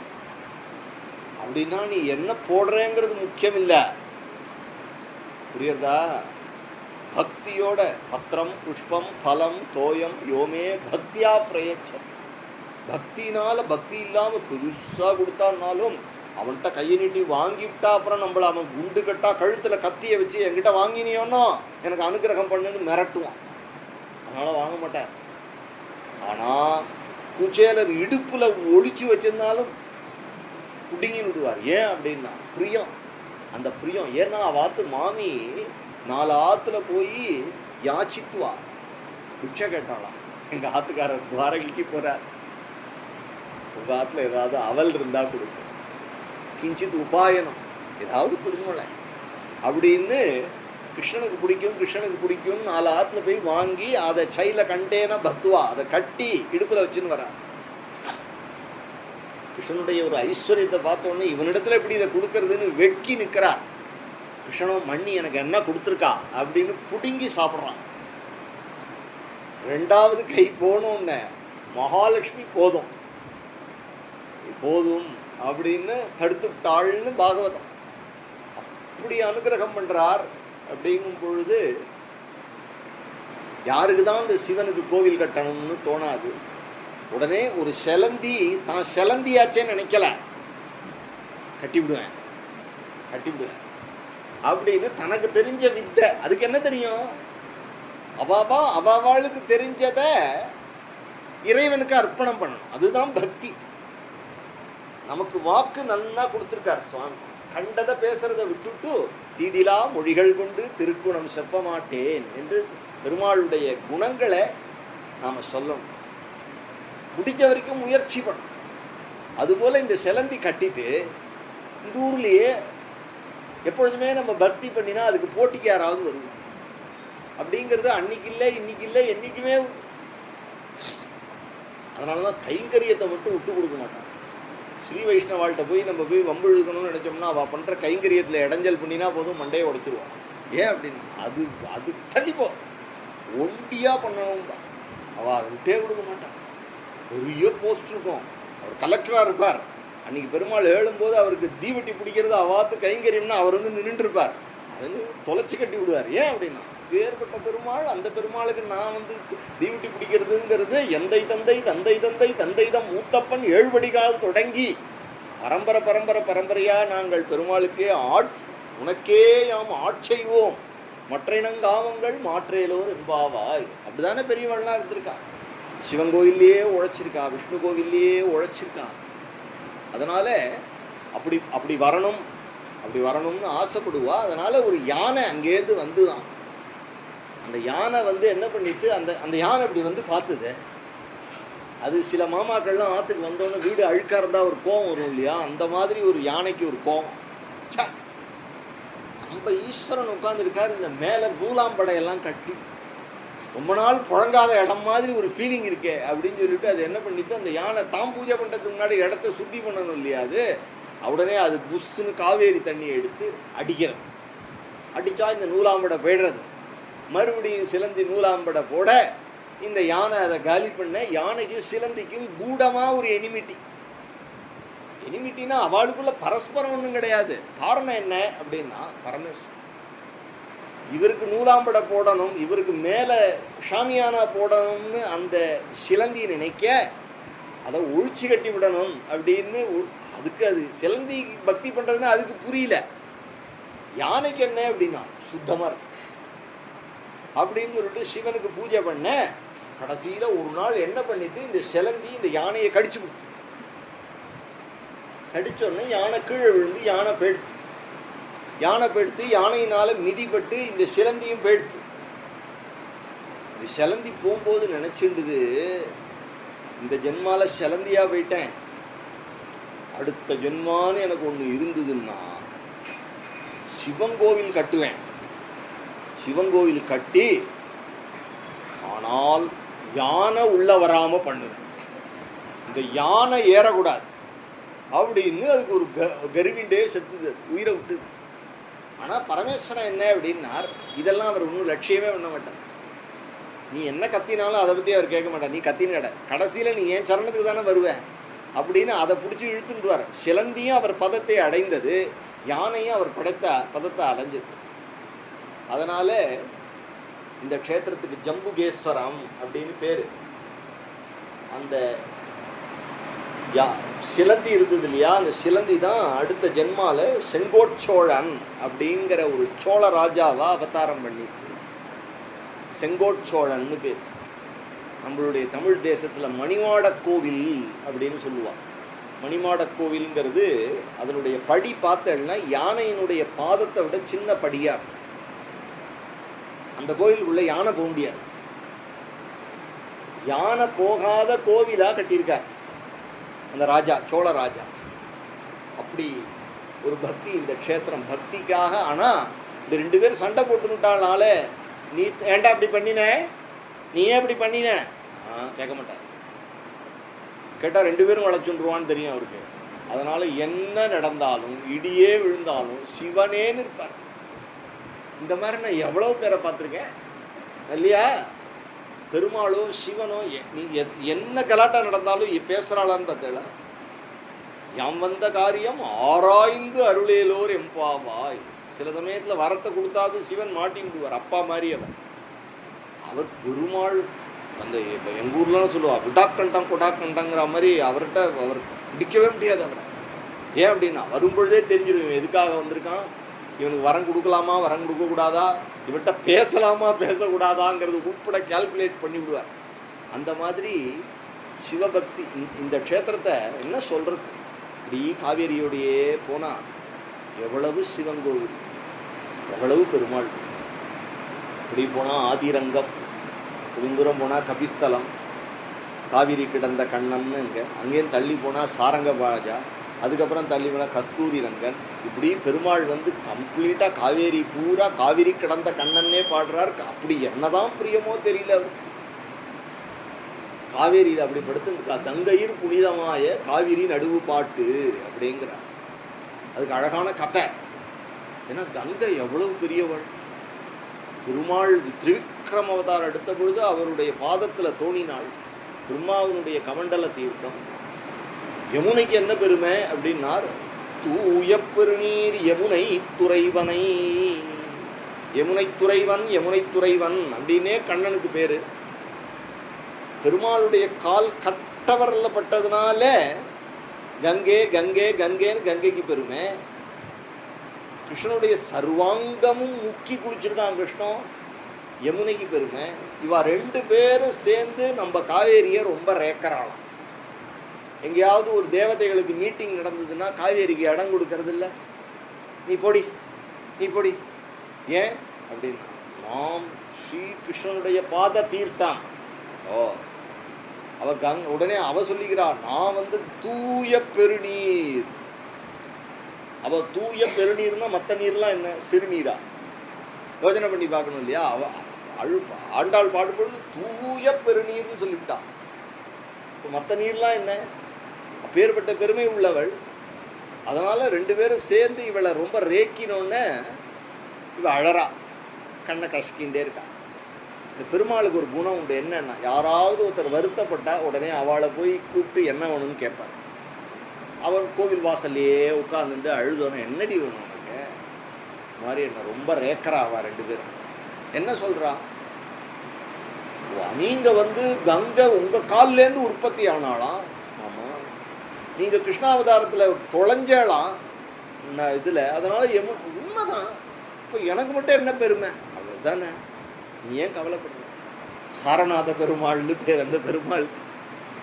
அந்த பெருமாளை போய் தாயார் காவேரி தாயாருக்கு தபஸ் பண்ணிடா, உங்ககிட்டயே நான் படுத்துக்கிறேன்மா அப்படின்னு சொல்லி, அங்கே என்ன காலில் தானே உற்பத்தியான, கிருஷ்ணாவதாரத்தில் தானே தொலைஞ்சேன். வருஷம் 360 நாளும் நீ எப்பெல்லாம் ஓடுறையோ என்னை சுற்றி போகலாம். அதனால் காவேரியில் நடுவில் வந்து படுத்துண்டு நீங்கள் நல்லா வெள்ளம் போகும்பொழுது பாருங்களேன், வந்து ஸ்ரீரங்கத்திட்ட வரும்பொழுது அப்படியே தங்குவா காவேரி. ஏன் அப்படின்னா, தன்னுடைய கணவன் படுத்துட்டு இருக்கான்னா ஒரு பத்தினி எப்படி வந்து சேவை செய்யணும், அவனை விட்டு பிரியக்கூடாதுன்னு நினைப்பாளோ, அதுபோல் காவிரி தாய்க்கு இங்கே வரும்பொழுது ஒரு பாவம். பெருமாள் படுத்துட்டு இருக்கார். அதனால தான் கங்கையில் புனிதமாய காவிரி நடுவு பாட்டு. காவிரிக்கு என்ன பெருமை வந்துடுத்துன்னா, கங்கா யமுனையை விட ஒரு படி மேலே வந்துட்டார் காவேரி. காவேரிக்கு அப்படிப்பட்ட ஒரு பெருமை வர்றதுக்கு காரணம் என்னன்னா, இப்போ பெருமாள் படுத்துருக்கார், நம் பெருமாள் படுத்துருக்கார். அணைச்சி அணைச்சி சுற்றி சுற்றி சுற்றி சுற்றி ஓடுறா. அப்படிங்கிறதுனாலேயே இங்கே அவ்வளவு கிருபையோட வைஷ்ணவானாம் யதா சம்பு இருக்கிறதுலையே நம்பர் 1 வைஷ்ணவர் யாரு அப்படின்னு பாகவதம் சொல்கிறோம். யாருடா வைஷ்ணவர் அப்படின்னார், ஜம்புலிங்கேஸ்வரருங்கிறார். ஏன் அப்படின்னு, அவர் ஒன்றும் திருமண்காப்புலாம் இட்டுக்கலையே. திருமண்காப்பு இட்டுண்டாதான் வைஷ்ணவர் நினைக்காத. யார் எப்பொழுதும் ஹரிய சதா தியானம் பண்ணிகிட்டே இருக்காளோ, யதா வருணயத் கர்ணமூலேந்த காலே சிவோ ராமராமேதி ராமேதி காஷ்யாம் ததேகம் பரம் தாரக பிரம்ம ரூபம் பஜேகம் பஜேகம் பஜேகம் பஜேகம். ஆச்சாரியார் ராமபுஜங்க ஸ்தோத்திரத்தில் சொல்கிறார், காசியில் பரமேஸ்வரன் உட்கார்ந்து விஸ்வநாதர் அவரை போல பந்து கிடையாது. ஏன்னா நமக்கு 10 பிள்ளைகள் இருந்தாலும் பிராணம் போகிற சமயத்தில் புள்ள பக்கத்தில் இருப்பானான்னு சொல்ல முடியாது. பக்கத்தில் இருந்தாலும் ஓடி வந்து ராமராமான்னு காதில் சொல்லுவானான்னு சொல்ல முடியாது. ஆனால் காசியில் நாய் நரி கழுத செத்து போனால் கூட ஓடி வந்து அது மிருகமா அது பசுவா பட்சியா என்னன்னு பார்க்காம மடியில் எடுத்து போட்டுண்டு அதனுடைய காதில் ராம ராம ராம ராம ராம ராம என்று தாரக மந்திரத்தை சொல்லி ஞானத்தை கொடுத்து பெருமாளுடைய திருவடியில் சேர்க்கக்கூடியவர் பரமேஸ்வரன். அவரை போல விஸ்வபந்து உலகத்துக்கு கிடையாது. உலகத்துக்கு அவரை போல பந்து கிடையாது. ஜம்புலிங்கேஸ்வரரை போல பந்து கிடையாது. பேர்பட்ட வைஷ்ணவானாம் யதா சம்புரு. வைஷ்ணவர்களுக்குள்ளே தலை சிறந்தவர் யார் அப்படின்னார். பாகவதம் காட்டுறது எப்படி காட்டுறது? 2 இடத்துல காட்டுறது. ஒன்று ஆலகாலம்ங்கிற விஷம் வந்துடுத்து. விஷம் வந்தோடனே அந்த விஷத்தை கையில் வச்சுட்டு பார்வதியை பார்த்து சொல்கிறார், அம்மா உலகத்தை இந்த விஷம் கஷ்டப்படுத்துறது, இந்த விஷத்தை சாப்பிட்ற சக்தி எனக்கு இருக்குது.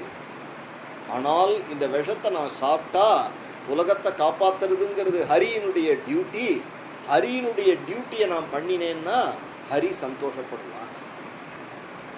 இந்த ஒரு வார்த்தையில் கர்மயோகம் முடிஞ்சுடுத்து. நீ ஏன் வந்து குடும்பத்தை நடத்துகிற, நீ ஏன் ஆஃபீஸ் போகிற, நீ ஏன் உழைக்கிற அப்படின்னா பகவான் சந்தோஷப்பட. பகவான் சந்தோஷப்பட. நாராயண பிரியதாம் நாராயணாயேதி சமர்ப்பயாமின்னு தானே சொல்கிறோம்.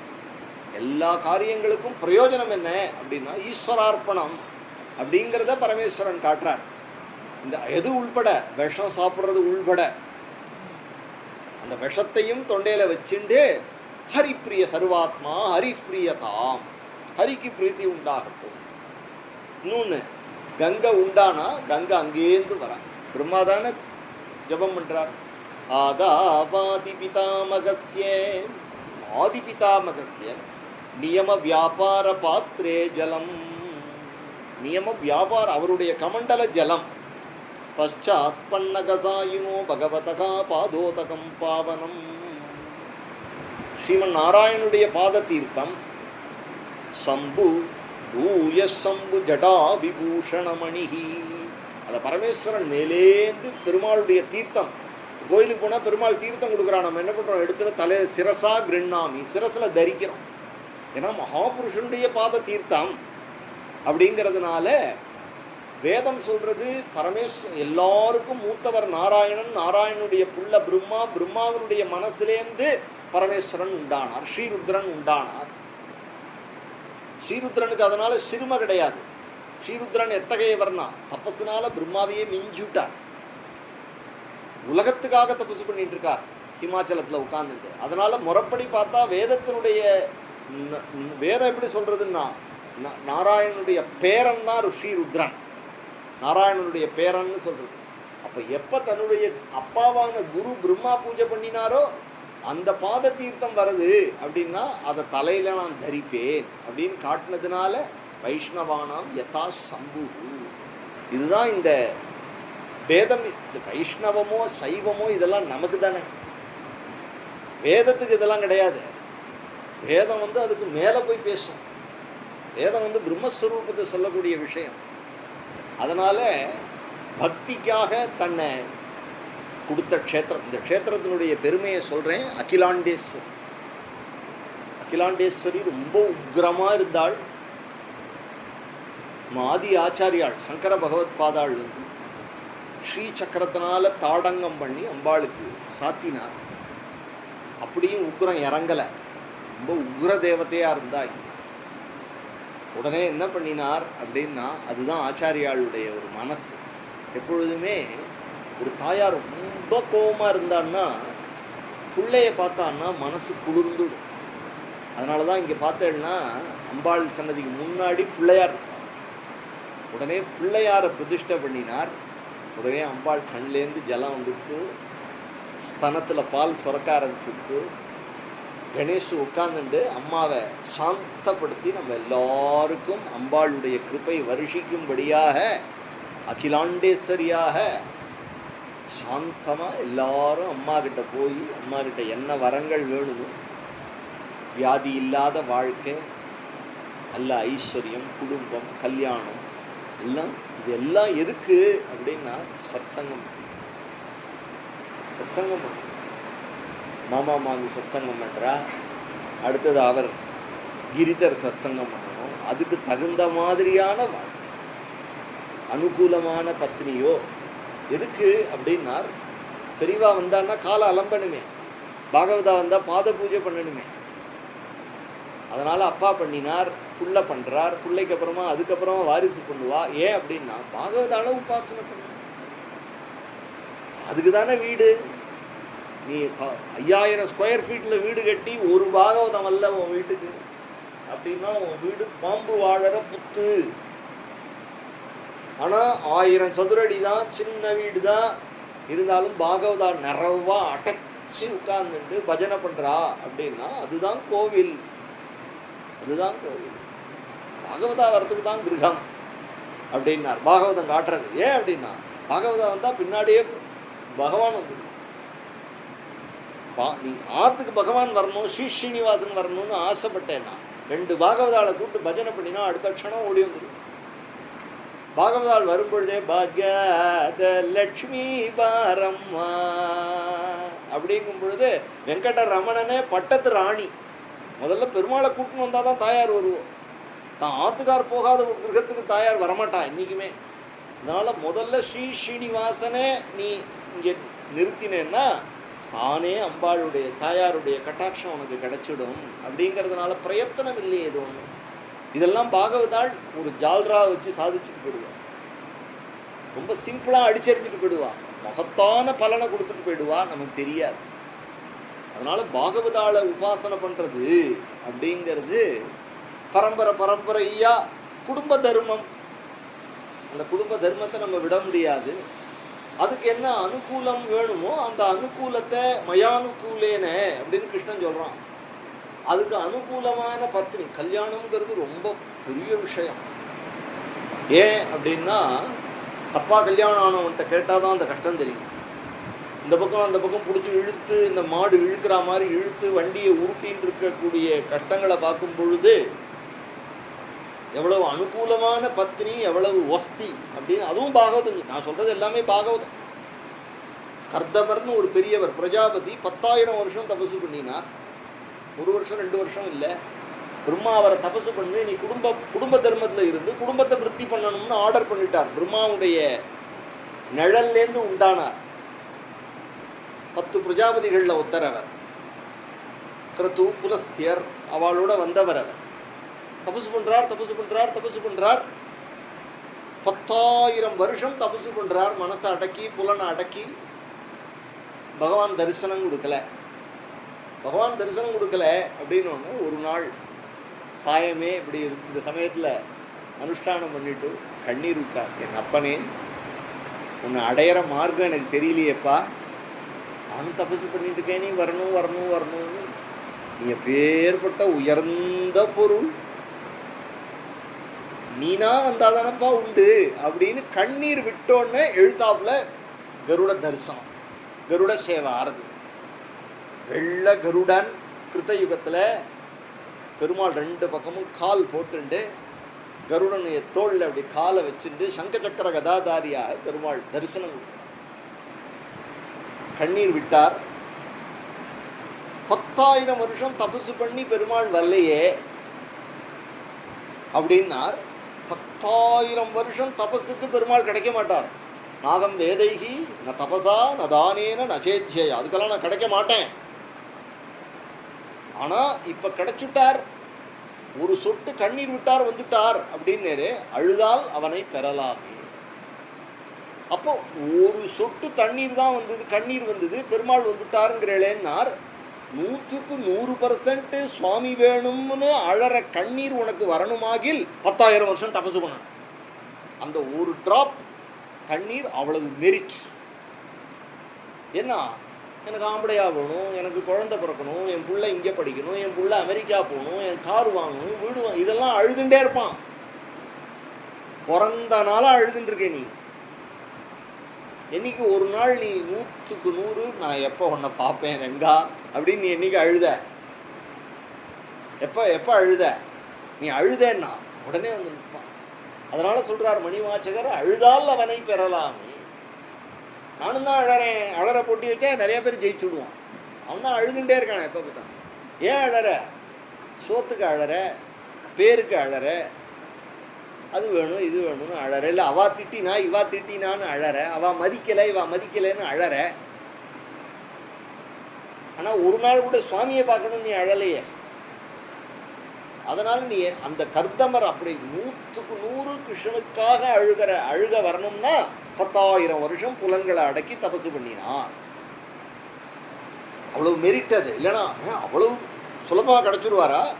அரிய பொருளே அவிநாசி அப்பாங்கிறார் மணிவாச்சகர். அரிய பொருளேங்கிறார். அது மாதிரி தானே பெருமாள் கிடைப்பாரா? பிரம்மஸ்வரூபம் இல்லையா? வேதங்கள் ஐயா என ஓங்கி ஆழ்ந்தகழ்ந்த நுண்ணியனே, வேதங்கள் தேடியும் காண கிடைக்காத செல்வாங்கிறார் திருமங்கை ஆழ்வார். வேதங்கள்லாம் போய் தேடுறது பெருமாளை வேதத்தினாலே புரிஞ்சுக்க முடியல. அப்பேற்பட்ட சுரூபம் உடையவன். ஆனால் பத்துடைய அடியவர் கெளியவன்.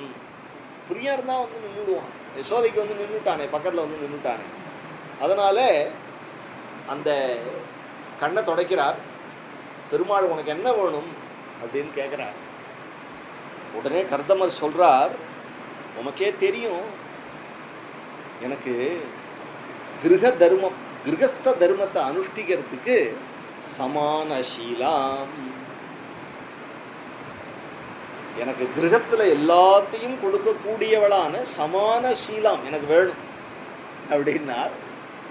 உடனே பெருமாள் சொன்னார், பெருமாள்கிட்ட இவர் சொன்னார், பேர்பட்ட உயர்ந்த உம்மகிட்ட போய் அல்பத்தை கேட்குறேன்னு நினச்சிக்காத அப்படின்னார். பெருமாள் சொன்னார், அல்பம் இல்லைப்பா, ரொம்ப முக்கியம். உனக்கு பொண்ணு பார்த்து வச்சுட்டு தான் நான் வந்திருக்கேன் அப்படின்னார். உடனே சுவயம்புவ மனுவனுடைய பொண்ணு, சுவயம்புவ மனு சதரூபாவனுடைய பொண்ணு, அவளை கல்யாணம் தேவஹூதிங்கிற இருக்கா, அவளை அழைச்சிண்டு அவள் அப்பா உங்ககிட்ட வருவார், அவளை கல்யாணம் பண்ணிக்க அப்படின்னு கல்யாணத்துக்கு பண்ணி வச்சார். அப்படி கல்யாணம் பண்ணிட்டார். ராஜாத்திய கல்யாணம் பண்ணிட்டார். 100 வருஷம் தேன் நிலவு அவளோடு. நம்மளாம் என்ன தேன் நிலவு, 4 நாள் ஊட்டிக்கு அழைச்சின்னு போயிட்டு வரதுக்கு முக்கறான் இப்போ இருக்கிற அம்பிலாம் இல்லையா? அதுக்கே அவங்ககிட்ட பேங்க் பேலன்ஸ் இல்லை. அவர் அந்த கர்தமர் பஞ்ச பரதேசி மாதிரி உட்கார்ந்துருந்தார். அவர் என்ன பண்ணினார் அப்படின்னா, அவ்வளோ ஈஸியாக தேன் நிலவு போகலாவா? கல்யாணம் ஆனோன்னு தபசுக்கு போயிட்டார். இந்த தேவகூத்தியே ஒரு 12 வயசு குழந்தையா கல்யாணம் பண்ணி கொடுத்துருக்கா. அவர் கண்ணு முழிச்சு பார்க்குறார், தேவகூத்தி 60 வயசு பாட்டி ஆயிட்டார். தலையெல்லாம் நரைச்சி போச்சு அவளுக்கு. ஒரு நாள் கேட்குறார், நீ யாருமா அப்படிங்கிறார். உங்களை கல்யாணம் பண்ணிட்ட பாக்யவதி, உங்களுக்கு சேவை பண்ணின பாக்கியம் எனக்கு கிடச்சிது, உங்களை ஜாக்கிரதையாக பார்த்துக்கிறதுக்கான பாக்கியம் எனக்கு கிடச்சிது. அருமையை தெரிஞ்சுட்டு இருக்கா. தெய்வாத் கரியசி பத்யுங்கிறது பாகவதம். தெய்வத்தை விட சிறந்தவர் நம்ம பர்த்தான அவளுக்கு தெரிஞ்சிருக்கு. தெரிஞ்சு சேவை பண்ணுறா. ஆம்படையா எங்கேயும் வெளில ஒரு நாள் ஸ்கூட்டரில் அழிச்சுன்னு போல, ஒரு மல்லிகைப்பூ வாங்கி கொடுக்கல, ஒரு சினிமாவுக்கு அழிச்சுன்னு போல, ஒரு கிளியேன்னு கொஞ்சலை அப்படின்னு அவள் வேகப்படலை. ஏன்னா இவர் சாதாரண புருஷன் இல்லை, இவர் தெய்வத்தை விட பெரியவர்னு தெரிஞ்சுட்டு கைங்கரியம் பண்ணுறா. அப்போ என்ன பண்ணினான்னார், கண்ணை திறந்து பார்த்தார், இவளுடைய நிலையை பார்த்தார், தன்னுடைய தபஸை பார்த்தார். அவளை பார்த்தோன்னே உள்ளம் உருகிடுத்து. உடனே அவளை பார்த்து சொன்னார், நான் பண்ணின தபஸை விட நீ பண்ணின தபசு வஸ்திமா. அதனால நான் இவ்வளவு நாள் தபசு பண்ணி என்னென்ன சம்பாதிச்சேனோ அதில் உனக்கு 50-50, உனக்கு என்ன வேணும்னாலும் கிடைக்கும்னா. அவ சொன்னா, எனக்கு நீங்கள் தான் வேணும் அப்படின்னா. உனக்கு என்ன வேணும் அப்படின்னார். உடனே எனக்கு வந்து ஒரு கிரகம் பண்ணுங்கோ, நம்ம குடும்ப தர்மத்தில் இருக்கலாம் அப்படின்னு உடனே சங்கல்பம் பண்ணினார். இவளுக்கு 60 வயசுனா அவருக்கு 120 வயசு. தொண்டுகழம் உடனே தன்னுடைய தப்போ மகிமையினால தான் 24 வயசு பையனா பண்ணிட்டு அவளை 16 வயசு பொண்ணா பண்ணி தேவதாஸ்திரிகள்லாம் அவளுக்கு அலங்காரம் பண்ணும்படியாக செய்து உயர்ந்த விமானத்தை சிருஷ்டி பண்ணி பூஸ்பரசமே படாம 100 வருஷம் யாத்திரை பண்றான். இது என்ன நம்ம தேன் நிலவெல்லாம் என்ன நிலவு? பாகவதம் படிக்கணும். தேன் நிலவு என்னன்னு சொல்லும். எங்கன்னா இன்னைக்கு எங்க ஸ்டாப் அப்படின்னா அமராவதி தேவலோகத்தில் இருக்கக்கூடிய நந்தனம்ங்கிற தோட்டத்தில் இன்னைக்கு உல்லாசமாக இருப்போம் நம்ம. அங்கே பார்ட்டி. அப்புறம் என்ன சைத்திர ரதம் அப்படிங்கிற இடம். இப்படி வருணனுடைய தோட்டம். இப்படி உலகத்தில் அஷ்டதிக்பாலர்களுடைய அவளுடைய நந்தவனங்களில் இவா உலாவரா 100 வருஷம். கல்யாணம் பண்ணிட்டு 9 பொன் குழந்தைகள் பிறந்தாவா. நவகன்னிகைகள் பிறந்தா. நவகன்னிகைகள் அக்ரிமெண்ட் இவா 2 பேருக்குள்ள என்ன தெரியுமா? நான் உன் கூட இருப்பேன், ஆனால் நான் என்னைக்கு ஆற்ற விட்டு கிளம்பணும்னு சொல்கிறேனோ அப்படி தடை பண்ணக்கூடாது. உத்தரவு. நீங்கள் எப்படி சொல்கிற? 100 வருஷம் ஓடி போயிடுது. ஆத்துக்காரர் தெய்வம்னு தெரிஞ்சும் ஆத்துக்காரரோட குடுத்தனமே தான் பண்ணினா ஆகும். இன்னும் உபதேசம் ஒன்றும் வாங்கிக்கல அவர்கிட்ட. இப்போ என்ன பண்ணுறார் அப்படின்னா 9 பொன் குழந்தைகள் பிறந்தோடனே 9 பொன் குழந்தைகளையும் ஆம்படையாளையும் விட்டு கிளம்புறார். கமண்டலத்தை எடுத்துட்டு இவ தடுக்கலை. கண்கள்லேருந்து ஜலம் விட்டுண்டு டீ தரையை பிசைஞ்சிட்டே நிற்கிறா. ஏம்மா ஏன் பேச மாட்டேங்கிற? உடனே சொல்கிறா, மன்னிக்கணும், இத்தனை நாள் உங்களோட இப்படியே குடும்பத்திலே இருந்துட்டேன். இருந்தாலும் 9 பொன் குழந்தைகளுக்கு கல்யாணம் பண்ணி கொடுக்க வேண்டாமா? நாளைக்கு யாராவது பொண்ணு கேட்டு வந்தால் யார் பேசுவா? அவருக்கு யார் இருக்கா? அப்படின்னோடனே அப்படி ஒரு நிமிஷம் உட்கார்ந்தார், ஆலோசனை பண்ணினார். அப்போ தான் அவருக்கு ஞாபகம் வந்தது. பகவான் சொல்லியிருக்கான். என்ன சொல்லியிருக்கான்னா, நானே உனக்கு குழந்தையா பிறப்பேன். ஆஹா, இந்த சான்ஸை விடலாமா? உடனே அவளை பார்த்து தேவகூதி கவலைப்படாது. 9 பிரஜாபதிகளை பார்த்து நவகன்னிகைகளை கல்யாணம் பண்ணி கொடுத்தார். கல்யாணம் பண்ணி கொடுத்தா அவளுக்கு 10ஆவதா பகவான் கபில வாசுதேவர் அவதாரம். கல்யாணம்னா இந்த மாதிரி கல்யாணம் ஏன் அப்படின்னா மயானுகூலேன்னு பகவான் பிறந்துட்டான்.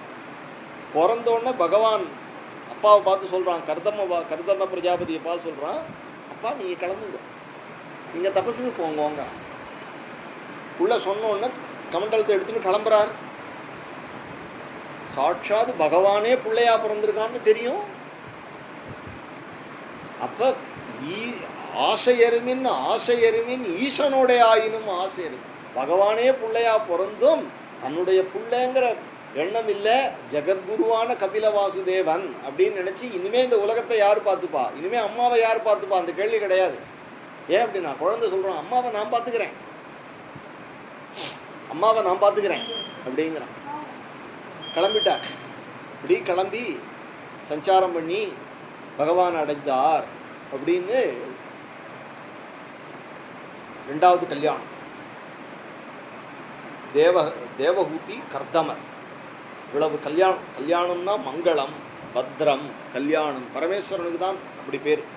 சிவம் அப்படிங்கிற பதத்துக்கே கல்யாணம், மங்களம் அப்படின்னு பேர். அவரே கல்யாண சுந்தரேஸ்வரர். சிவபெருமானுடைய ரூபங்களில் கல்யாண சுந்தரம், ஆலாசிய சுந்தரம் அப்படின்லாம் சிவபெருமானுடைய பல ரூபங்கள். கும்பகோணத்தை பற்றி சொன்னேன் இல்லையா? பக்கத்திலேயே என்னப்பன், பொன்னப்பன், முத்தப்பன், மணியப்பன், தன் ஒப்பார் இல்லா அப்பன் அப்படின்னு ஒரு பெருமாள் இருக்கார். ஒப்பிலா அப்பன்னு பேர். அவர் உப்பிலியப்பன் அப்படின்னு சொல்லி அவருக்கு உப்பு இல்லாமல் அவருக்கு நேவேத்தியம். அவர் உண்மையிலேயே உப்பிலா அப்பன். இப்போ சொன்னேன் இல்லையா, அரிய பொருளே அவிநாசி அப்பான்னு சொன்னேன் இல்லையா? அதுபோல் அவர் ஒப்பிலா அப்பன், தன் ஒப்பார் இல்லா அப்பனை அப்படின்னு ஆழ்வார் பாடினது தான் ஒப்பிலா திருவிண்ணகரம்னு சொல்லுவா. அந்த க்ஷேத்திரத்துக்கு துளசீவனம்னு பேர். அங்கே மார்க்கண்டேய ரிஷி தபசு பண்ணார். இங்கே ஹேம ரிஷி தபசு பண்ணார் கும்பகோணத்துலன்னு சொன்னேன் இல்லையா? அங்கே மார்க்கண்டேய ரிஷி தபசு பண்ணார். அங்கே தாயார் பூமாதேவி அவருக்கு பொண்ணா பிறந்து வளர்ந்துட்டு இருந்தா கல்யாணம் பண்ணி கொடுக்குற வயசு அந்த காலத்துலலாம் 8 வயசில் கல்யாணம் பண்ணி 7-8 வயசில் கல்யாணம் பண்ணி கொடுத்துடுவா. கல்யாணத்துக்கு சதிருசமான பத்தியை தேடணுமே அப்படின்னு அவர் ஆலோசனை பண்ணிகிட்டே இருக்கும் பொழுது அவள் பெருமாளை வெங்கட்ரமணரைத்தான் பிரார்த்தனை பண்ணினாள். அலர்மேல் மங்கையை எப்படி கல்யாணம் பண்ணிட்டாருன்னு தெரியும். எல்லாரும் கல்யாணத்தை விட அலர்மேல் மங்கையினுடைய கல்யாணம் ஆச்சரியமான கல்யாணம். ஸ்ரீனிவாசனே அலர்மேல் மங்கையை கல்யாணம் பண்ணிக்கணும் அப்படின்னு திருப்பதியில் கல்யாணம் பண்ணிட்டாருன்னு நம்ம சொல்கிறோம் இல்லையா. ஒரு வயோதிக பிராமணனா வரார். ஒரு வயோதிக பிராமணன், ரொம்ப நாள் ஆயிடுத்தவர். பிராமணன் வந்தோடனே இந்த ரிஷி என்ன பண்ணினார், அவரை சுவாகதம் பண்ணி அவருக்கு பாதம்லாம் அலம்பி, உங்களுக்கு என்ன வேணுமோ பிக்ஷை போடுறேன் அப்படின்னு. வந்ததும் வராததுமா அப்படி என்ன வேணா போடுறேன்னு சொல்லக்கூடாது. அவள் என்ன கேட்பான்னு தெரியாது இல்லையா. ஆனால் அப்படிலாம் கொடுப்பாள். பிராமணாவை பார்த்தா அந்த காலத்தில் அப்படி என்ன வேணா கேளுங்க கொடுக்குறேன்பா கொடுப்பா. மகாபலி அப்படி தானே கொடுத்தான். உனக்கு என்ன வேணுமோ அம்பி கேளுன்னு கொடுத்தான். இந்த குஞ்சு அம்பியா வந்தவர் என்னுடைய திருவடியால் 3 அடி கொடுன்னார். பிரம்மச்சாரின்னு நினச்சான். அவர் பிருகு சொன்னார், அவர் குருநாதர் சொன்னார், இவன் பிரம்மச்சாரி இல்லடா, மாயா மாணவகம் ஹரிஹி, இவன் பிரம்மச்சாரியே கிடையாது, இவன் நித்திய கல்யாண பெருமாள். மெட்ராஸில் இதில் ஈசிஆரில் போகிற வழியில் இருக்கார். திருவிட எந்தைன்னு பேர் அந்த பெருமாள். திருவிடந்தைன்னு சொல்லுவா. நித்திய கல்யாண பெருமாள். 360 நாளும் கல்யாணம் அந்த பெருமாள். நித்தியம் கல்யாணம் பண்ணிக்கிறான் இவன். இவனை போய் நீ கல்யாணம் ஆகாத பிரம்மச்சாரின்னு சொல்லி தட்டு வேட்டி கட்டின்னு இருக்கான்னு நினைக்காத. கள்ளனை நம்பினாலும் நம்மளாம் குள்ளனை நம்பக்கூடாது. இப்படி வந்திருக்கான் பத்தியா, குள்ளனா வந்திருக்கான் பத்தியா, ஏமாத்தி போவான். தேவர்களுக்கு காரிய சாதகம் இவன். அதித்திக்கும் கஷ்யபருக்கும் பிறந்தவன். இவனுக்கு உபேந்திரன்னு பேர். இந்திரனுக்கு தம்பியா வந்திருக்கான். கம்ப்ளீட்டா பூர்ணமா வேதத்தை அத்தியனம் பண்ணினவன். இப்போ 3 அடி கொடுன்னு இந்த குஞ்சு காலால கேட்டுவிட்டு படபடபடன்னு வளர போறான், எல்லாத்தையும் அளக்க போறான், உன்னை ஓட்டாண்டியா பண்ணிவிடுவான். மகாபலி கவலையே படலை. ஏன் அப்படின்னு, அப்பேற்பட்ட அவன் சொல்றான், அவன் விஷ்ணுவா தான் இருக்கட்டும், இல்லை சாதாரண பிராமண பையனா இருக்கட்டும், கணாந்தம் அத்தியனம் பண்ணிவிட்டு வேதஸ்வரூபமா இருக்கக்கூடிய ஒரு பிராமண பையன் கேட்டு நான் எப்படி இல்லைன்னு சொல்லுவேன். அப்படி நிற்கிறான் அவன் பிரம்மண்யன். அப்படி பிராமண பக்தி இருந்த ஒரு லோகம். பிராமணா அப்படி இருந்திருக்கா. பிராமணாள் இடத்துல அப்படி ஒரு பக்தி. இந்த ரிஷி சொல்றார், உனக்கு என்ன வேணுமோ கேளுங்க, பிக்ஷை போடுறேன் அப்படின்னா. உடனே அவர் சொன்னார், எனக்கு பிக்ஷை உன் பொண்ணை பிக்ஷையா போட்டுரு. நல்ல தொண்டு கழம், கைகாலெலாம் ஆடுறது. இருந்தாலும் எனக்கு இவ்வளவு நாளாக கல்யாணம் ஆகலை, எனக்கு கல்யாணம் பண்ணிக்கணுன்ற ஒரு ஆசை இருக்குது. கல்யாணம் பண்ணினா என்ன, இருக்கிற தர்மத்திலே கார்கஸ்தியம்ங்கிற தர்மம் தான் ரொம்ப உயர்ந்தது. அதனால் இத்தனை நாளாக பிரம்மச்சாரியாக இருந்துட்டேன். இனி அக்னிஹோத்திரங்கள்லாம் பண்ணுறதுக்கு எனக்கு பத்னி வேணும். அதனால் உன் பொண்ணை பார்த்தோன்னே நான் கல்யாணம் பண்ணிக்கணும்னு ஆசை எனக்கு வந்துடுது. எப்படி இருக்கும், நல்ல கிளி மாதிரி பொண்ணு, நல்ல கிழமை பொண்ணை கொடுன்னு கேட்டால் கொடுப்பானா. அப்போ பதிலே பேசலை. அவர் உள்ளே போயிட்டார். மார்க்கெட்டு உள்ளே போயிட்டார். உனக்கு வேறு என்ன வேணா தரேங்கிறார். இவரும் உன் பொண்ணை தவிர எனக்கு எதுவும் வேண்டாங்கிற. உடனே இந்த குழந்தை இருக்கு இல்லையா, குழந்தை உள்ளே போய் அப்பா கிட்ட பேசுகிறேன். அப்பா, நீங்கள் என்னை எப்படி வளர்த்தேள், நீங்கள் என்னை எப்படி வளர்த்தேள். பெருமாள் தானே எனக்கு பர்த்தாவா வருவாள்னு சொன்னேன். பெருமாள், ஆமாண்டி பெருமாள் தான் பர்த்தாவா வருவார்னு சொன்னேன். இந்த மாதிரி கழட்டு பெருமாள் வருவார்னு எனக்கு என்ன தெரியும். இந்த கிழவன் திடீர்னு உன்னை கேட்குறானே, அவர் கிழவனோ குமரனோ, அவர் தான் என் பர்த்தா அப்படின்னு பெருமாள் சங்கல்பம் பண்ணியிருந்தா, பெருமாளுடைய ஸ்வரூபத்தை என் பர்த்தாக்கிட்டேயே நான் பார்க்குறேன். அவரையே நான் என்ன அவருக்கு கொடுத்துடுங்கோ, அவருக்கு நான் கைங்கரியம் பண்ணுறேன், நான் கைங்கரியம் பண்ணுறதுனால பெருமாள் என்னிடத்துல சந்தோஷப்படுவார் அப்படின்னு அப்பாவை இந்த குழந்தை வந்து பத்திவிரதா தர்மத்தை எடுத்து சொல்கிறது. இதை வெளியில் நின்றுருக்கிற பிராமணன் கேட்டுன்னு இருக்கார். கேட்டுனோடனே, உனக்கு வேறு என்ன வேணும், வேறு ஏதாவது தரேன். எதுவுமே வேண்டாம், உங்கள் பொண்ணு, நீங்கள் உங்கள் பொண்ணை கொடுக்கலன்னா பிராமணனுக்கு திருப்தி இல்லாத பிக்ஷை பண்ணினேங்கிற பாப்பம் வரும் அப்படின்னு உருட்டி மிரட்டுறார். இந்த பொண்ணு சொல்கிறது, என்னை கொடுத்துடுங்க, நான் அவரை கல்யாணம் பண்ணிக்கிறேன், என்னை பொறுத்த வரைக்கும் அவர் தான் ஸ்ரீமன் நாராயண், வயசானா என்ன, அவரை நான் ஜாக்கிரதையாக பார்த்துக்கிறேன் அப்படின்னு இந்த சின்ன குழந்தை சொன்னோடனே, என் கண்ணே அப்படின்னு முத்தமிட்டு, இப்படி உனக்கு ஒரு தர்மமா, தர்மத்தில் உனக்கு ஒரு ருச்சியா, எந்த தர்மத்தை நீ வந்து நம்புறியோ அந்த தர்மம் உன்னை காப்பாற்றுமா அப்படின்னு அந்த குழந்தைய ஆசீர்வாதம் பண்ணி, உடனே என்னுடைய புத்திரியை உனக்கு இந்த தானம் வாங்கிக்கோ, ரத்தனமான பொண்ணை கொடுக்குறேன் உனக்கு அப்படின்னு ஒன்று தானம் வாங்கிறது. இப்படி கையை நீட்டணும் இல்லையா, ஆஜானுபாகுவா சங்க சக்கர கதாதாரியா பெருமாள் இருக்கிறார். கௌஸ்துவாங்கித வட்சஸ்தரணா மகாலட்சுமி தாயார் பிரகாசிக்கிறார். உடனே பூமாதேவி தானே திருவடியை பற்றினாள், அவளை கரை பிடிச்சார். உடனே மார்க்கண்டேயர் கட்டி விட்டார், என் அப்பனே இப்படி ஒரு பாக்கியமா, இப்படி ஒரு பாக்கியமா தேடி வந்து வெங்கட்ரமணர் தான் வந்திருக்கார். இந்த பெருமாளை வெங்கட்ரமணருக்கே மூத்தவர்னு சொல்லுவான். எங்கள் ஊரில் வெங்கட்ரமணருக்கு வேண்டிண்டா உப்புலியப்பனுக்கு பண்ணினா போதும். உப்புலியப்பனுக்கு பண்ணினாலே வெங்கட்ரமணருக்கு பண்ணின இது பலன் கிடைக்கும் அப்படிங்கிற க்ஷேத்திரம். துளசி வனம் பெருமாளே கல்யாணம் பண்ணிட்டார். அப்போது இந்த ரிஷி மார்க்கண்டேயர் சொன்னார், என்ன சொன்னார் அப்படின்னார், சின்ன குழந்தை, இன்னும் நான் சமையல் கற்றுக் கொடுக்கல, அப்படிதான் சமையல் கற்றுக்காம தான் சின்ன வயசில் தான் கல்யாணம் பண்ணிப்பான். வரும்பொழுது சமையல் தெரியாது. இப்போ பெரிய மாமியாக சமைச்சு விட்றா, கல்யாணம் பண்ணின்னு வரும்போது தெரியாது.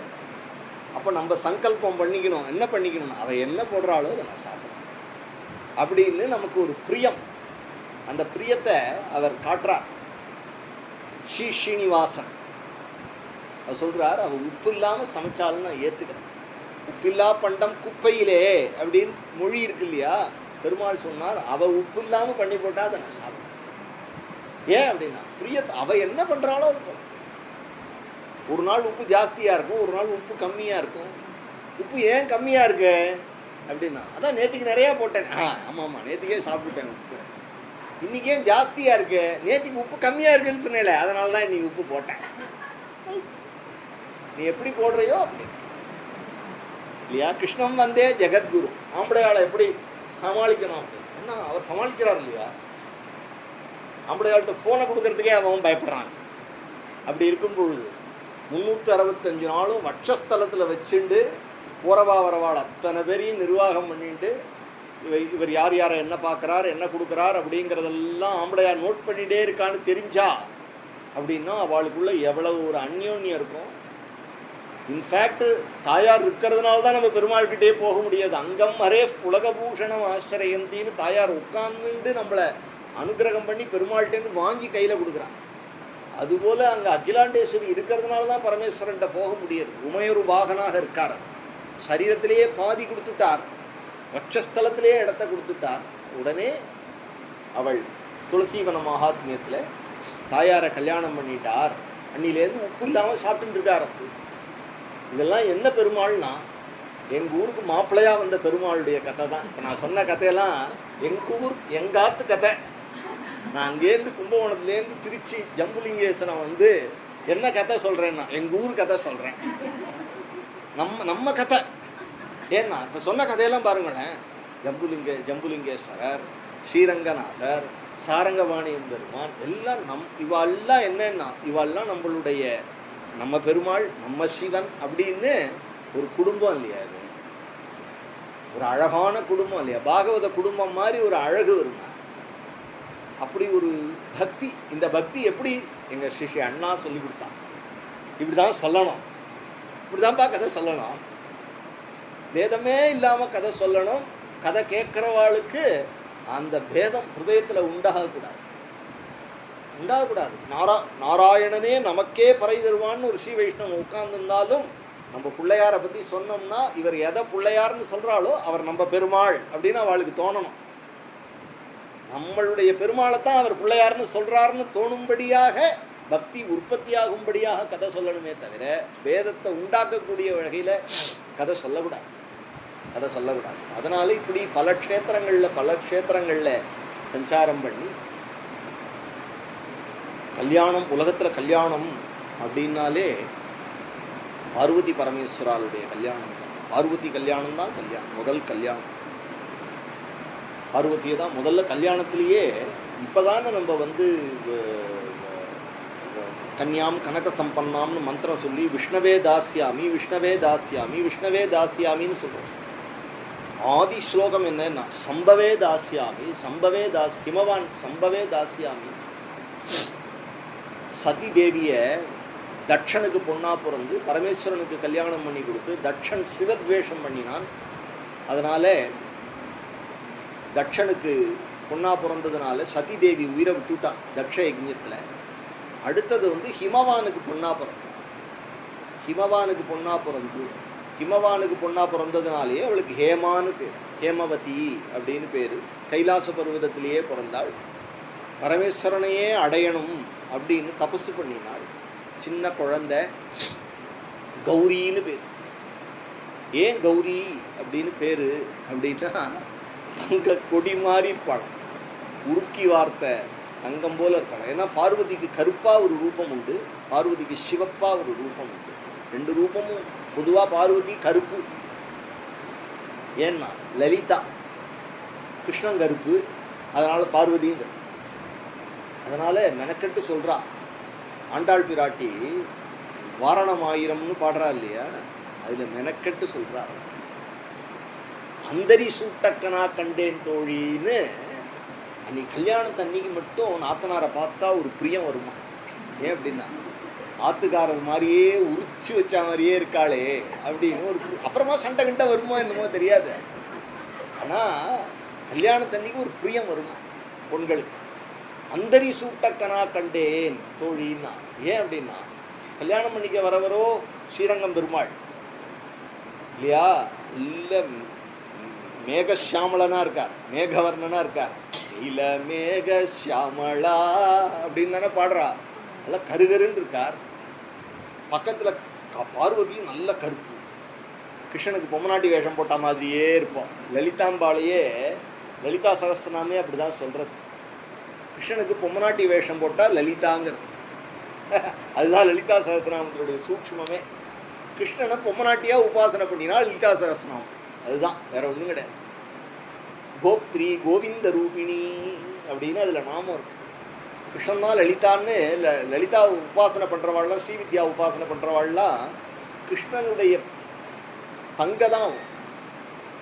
அதனால் எதுக்கு சொல்ல வந்தேன் அப்படின்னா, நெருங்கி பரமேஸ்வரனுக்கு கைங்கரியம் பண்ணினாள். ஹிமவான் சிவபக்தன் நித்தியம் கைலாசத்துக்கு கோயிலுக்கு அழைச்சின்னு வருவான், கூட அழைச்சின்னு வருவான். அப்படி கௌரியை நோட் பண்ணுறார். கொஞ்சம் கொஞ்சமாக கண்ணை திறந்து பார்க்குறார். ஒரு நாள் 2 நாள் கௌரி வரலன்னா ஹிமவான்கிட்ட விசாரிக்கிறாள், ஏன் அவள் வரல அப்படின்னு விசாரிக்கிறார். கொஞ்ச நாள் ஆனோடனே கௌரிக்கு அவரிடத்துல ஒரு பிரியம் வந்துடுறது. அவருக்கு என்ன வயசு என்ன ஜாதகம்னு யாருக்கும் தெரியாது.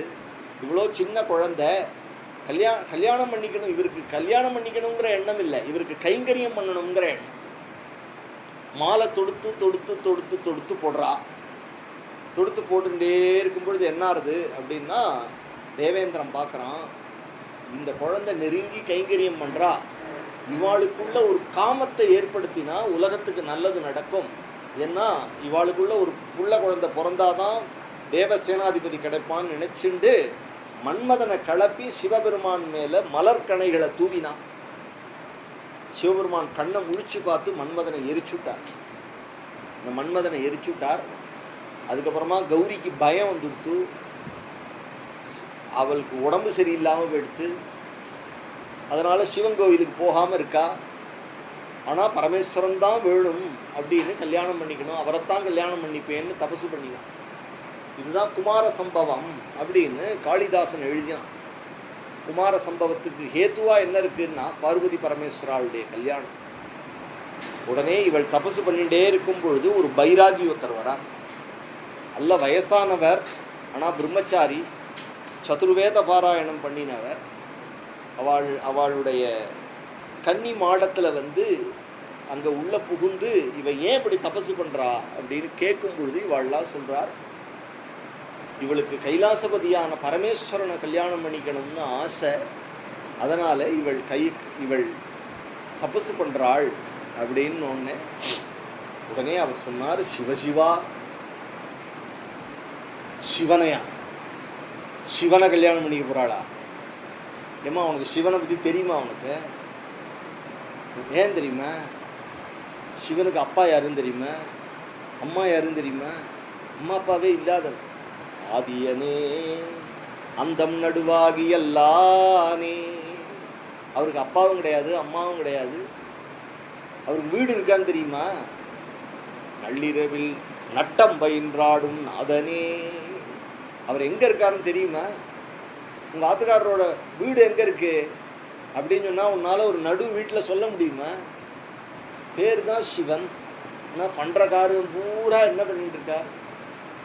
காடுடைய சுடலை பொடி பூசி உடம்பு பூரா வித பூசின்னு இருக்கார். அவருடைய பந்துக்கள்லாம் யாரு? அவருடைய பந்துக்கள்லாம் பூத கணங்கள். அவளெல்லாம் ஆற்றுக்கு சம்பந்தியெல்லாம் ஆற்றுக்கு அழிச்சுன்னு வாங்க, இன்றைக்கி வெத்தலை பாக்கு மாற்றிக்கலான்னா எல்லாம் பூத்தம் வேதாளம்லாம் வந்துடும் ஆற்றுக்கு. சரி, அவர் ஏதாவது ஒரு சென்ட்டு கிண்டு போட்டுப்பாரா அப்படின்னா உடம்பு பூரா விபூதியை போட்டுருக்கார். ஒரு நல்ல துளசி மணி மாலை ஏதாவது போட்டுட்டு ஜம்முன்னு வரக்கூடாதோ? என்ன போட்டுருப்பார்? பிரேத்தஸ்திரிபூஷணா, மண்ட ஓடு, ஈர ஓட்டு நாதர் அப்படின்னே அவருக்கு பேர். இப்போ தான் கொள்ளி வச்சு அது எரிஞ்ச புணத்தினுடைய மண்ட ஓட்டை எடுத்துட்டு அதை அவருக்கு போடுவா. ஈரோடுன்னு ஒரு க்ஷேத்திரம் இருக்கு இல்லையா, அந்த ஊரில் பெருமை, ஈர ஓட்டு நாதர்னே பேர் அவருக்கு. அப்படி இருக்காரு. ஒரு வாகனமாவது வேகமாக வச்சுக்க கூடாதா? ரிஷப வாகனம் டக்கு டக்குன்னு அதில் ஏறி என்னைக்கு அவர் சேர்றது? அவர் ஒன்றும் நாகரிகமாக இருக்க மாட்டாருமா. அவரை நீ கல்யாணத்தை அன்னைக்கு அவரை கையை பிடியும்னு சொல்லுவா. அவனை நீ இப்படி கையை பிடிக்க போவ, அவர் கையை பிடிக்கிறதுக்கு போனால் கையில் பாம்பு வளையல் போட்டிருக்கார், புஷ்ன்னு சீரும். இப்போ நீ கையை கொடுப்பியா கையை எடுப்பியா? நீனே யோஜனை பண்ணி. அவ சொன்னா, நீங்கள் காதை பொத்திண்டாவும். அவன் சொல்கிறா அந்த பெரியவரை பார்த்து, சிவநிந்த பண்ணினால், யாராவது சிவனை நிந்த பண்ணினால் தைரியம் இருந்தால் நாக்க துண்டிக்கணும், இல்லைன்னா உயிரை விடணும். எனக்கும் நீங்கள் பரம பிராமணராக இருந்துட்டு நீங்கள் சிவத்வேஷம் பண்ணக்கூடாது. அதனால் நான் சிவசிவா, நான் மனசினாலும் வாக்குனாலும் சரீரத்தினாலும் சிவனுக்கே வார்க்கப்பட வேண்டியவள் அப்படின்னு சொல்லும் பொழுது அந்த வந்த பைராகி கப்புனை இவளை கட்டி பிடிச்சி தூக்கிவிட்டான். தூக்கினோடனே இவன் சிவசிவா, சிவனுக்கு அர்ப்பணமான பொம்மநாட்டி பொன் குழந்தையை போய் தொடரலே அப்படின்னு பார்த்தா அங்கே நிற்கிறார் சந்திரகலாதரனாக, பஸ்மோத்தூளித காதரனாக, கங்காதரனாக, சந்திரமௌளிதரனாக, ரிஷபாரூடனாக பிரபு நிற்கிறார். சுத்த ஸ்படிக சங்காசனாக, பொன்னார் மேனியனே, புலித்தோலை அரைக்கசைத்து மின்னார் செஞ்சடை மேல் வெளிர்கொன்றையே அணிந்தவனே, மண்ணே மாமணியே, மழவாடியுள் மாணிக்கு. மழவாடின்னு ஒரு க்ஷேத்திரம். சுந்தரமூர்த்தி நாயனார் இப்படி யாத்திரை போனவர் மழவாடியில் சின்ன கோவில், வஜ்ரஸ்தம்பேஸ்வரர்னு பேர் அந்த சிவனுக்கு. தரிசனம் பண்ண மறந்து விட்டார். பக்கத்தில் வேற சிவன் கோயிலை பாண்டிட்டு போய் படுத்துட்டு இருக்கார். சொப்பனத்தில் வந்துட்டார், சுந்தரா மழபாடியில் நான் இருக்கேன், என்னப்பா என்ன பாடலையே நீ? மறுநாள் இந்த பாட்டு பாடுறார். மழபாடியுள் மாணிக்கவே உனையல்லால் யாரை நினைக்க. இப்படி கூப்பிட்டு பாட்டு கேட்குறிய, இப்படி கூப்பிட்டு பாட்டு கேட்குறிய அப்படின்ற அளவுக்கு தன் பக்தால் மேலே பரமேஸ்வரன் வச்சிருக்கிற அபிமானம் கட்டி தூக்கினோன்னு பார்த்தா பரமேஸ்வரன். உடனே அவரை சேவிச்சாள். உடனே சொன்னான், சிவனே வந்துட்டார். சிவனுக்கு தானே தபசு பண்ணினா, சிவனே வந்துட்டாரோன்னா அப்படியே போயிடலாம் இல்லையா? ரெண்டு பேரும் ஹாயாக கை கோத்துண்ட போல. உடனே பரமேஸ்வரன் அங்கே நிற்க, அப்பா கிட்ட பேசுங்கள் அப்படின்னு சொல்லி ஹிமவான் பரமேஸ்வரன் கையில் பிக்ஷனோட பைராகி என்ன வந்திருக்கார். என்ன பிக்ஷை போட போற? எனக்கு உமக்கு உமாவை பிக்ஷையாக போட்டேன். பார்வதி பரமேஸ்வராவுடைய கல்யாணம் சாட்சாத் மகாவிஷ்ணு வந்து கூட இருந்து கல்யாணம் பண்ணிவிட்டார். கல்யாண சுவாமியாக திருவிடையந்தைன்னு சொன்னேன் இல்லையா, அந்த பெருமாளை தரிசனம் பண்ணினா கல்யாணம் நடக்கும். அதுபோல் திருவிழி மிழிலைன்னு ஒரு க்ஷேத்திரம் கும்போணம் பக்கத்தில். அங்கே திருவிழி மிழிலை நாதர்னு பேர். அவர் கல்யாண சுவாமின்னு சொல்லுவார். இந்த சுவாமி கல்யாண சுந்தரேஸ்வரர், கல்யாண சுவாமின்னு சொல்லுவார். அந்த க்ஷேத்திரம் ரொம்ப பிரசித்தமான க்ஷேத்திரம். அப்பரும் சம்பந்தரும் அங்கே கைங்கரியம் பண்ணியிருக்காங்க. உழவார பணி பண்ணி அந்த ஊரில் இருக்கக்கூடிய அந்த ஊரில் பஞ்சம் வந்துடுது. அதனால் டெய்லி சம்பந்தருக்கு ஒரு தங்க காசு, அப்பருக்கு ஒரு தங்க காசு, படிக்காசு கொடுப்பாங்க. சம்பந்தர் கொண்டு அந்த காசை, பஞ்சம் வந்துடுத்தோ அந்த காசை மாற்றி அதில் தான் வந்து அரிசி வாங்கி ஊரில் இருக்கிறவாளுக்கெல்லாம் அவளுடைய மடத்தில் சாப்பாடு போட்டுருக்கான், அன்னதானம் பண்ணிட்டு இருக்கான். சம்பந்தர் காசு இன்னைக்கு கொண்டு கொடுத்தா மறுநாள் தான் காசு அதுக்கு வந்து கன்வெர்ட் ஆகுது. கோல்டு வந்து கேஷாக கன்வெர்ட் ஆகுது. அப்பர் காசு கொடுத்தா உடனே போயிடுறது. அதனால சம்பந்தர் அங்கே பாடியிருக்கார், வாசி தீரவே காசு நல்குவீர். இது என்ன எனக்கு மட்டும் வாசி உள்ள காசு, ஏன் காசை மட்டும் வாங்க மாட்டேங்கிறான்? உரசி பார்த்து நாளைக்கு தரேங்கிறான்.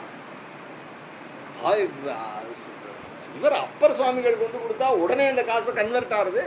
அது என்ன தாரதமியம் அப்படின்னு ஒன்று. அப்போ சொன்னார், அம்மந்தரே நீ பாட்டு மட்டும் பாடி காசு வாங்குறேன். அப்பர் பாடினதோடு இல்லாமல் உடலால் உழைக்கிறார், உழவார பணி பண்ணுறார் அப்படின்னு. அப்பரை போல வருமா? வேறுபட்ட பிரிவா? சம்பந்தரோ, அப்பரோ, மணிவாச்சகரோ, சுந்தரரோ. சிவபக்தின்னு நம்ம காட்டணும். இந்த தேசம் எல்லாம் என்னென்னா எல்லாம் தமிழ் தேசத்திலேயே ஆழ்வார்கள். பக்திக்கு வித்திட்டது யாருன்னா ஆழ்வார்கள். நாராயண பராயணா அப்படின்னு பாகவதம் ஆழ்வார்களைத்தான் சொல்றது. நான் கண்டுகொண்டேன் நாராயணா என்னும் நாமம் அப்படிங்கிறது தான் ஆழ்வார்கள். கண்ணன் கடலினை நன்னும் மனமுடையீர் எண்ணும் திருநாமம் திண்ணம் நாரணமே. இவ்வளவுதான், முடிஞ்சு போச்சு. நாராயணா என்னும் நாமம் நான் கண்டுகொண்டேன், திருமங்கையாழ்வார். அது மாதிரி இவா வந்து நற்றுணையாவது நமச்சிவாயவே, நாதன் நாமம் வேதம் நான்கினும் மெய்ப்பொருளாவது நாதன் நாமம் நமச்சிவாய. நமச்சிவாயத்தை தவிர இவா எதுவும் பாடலை.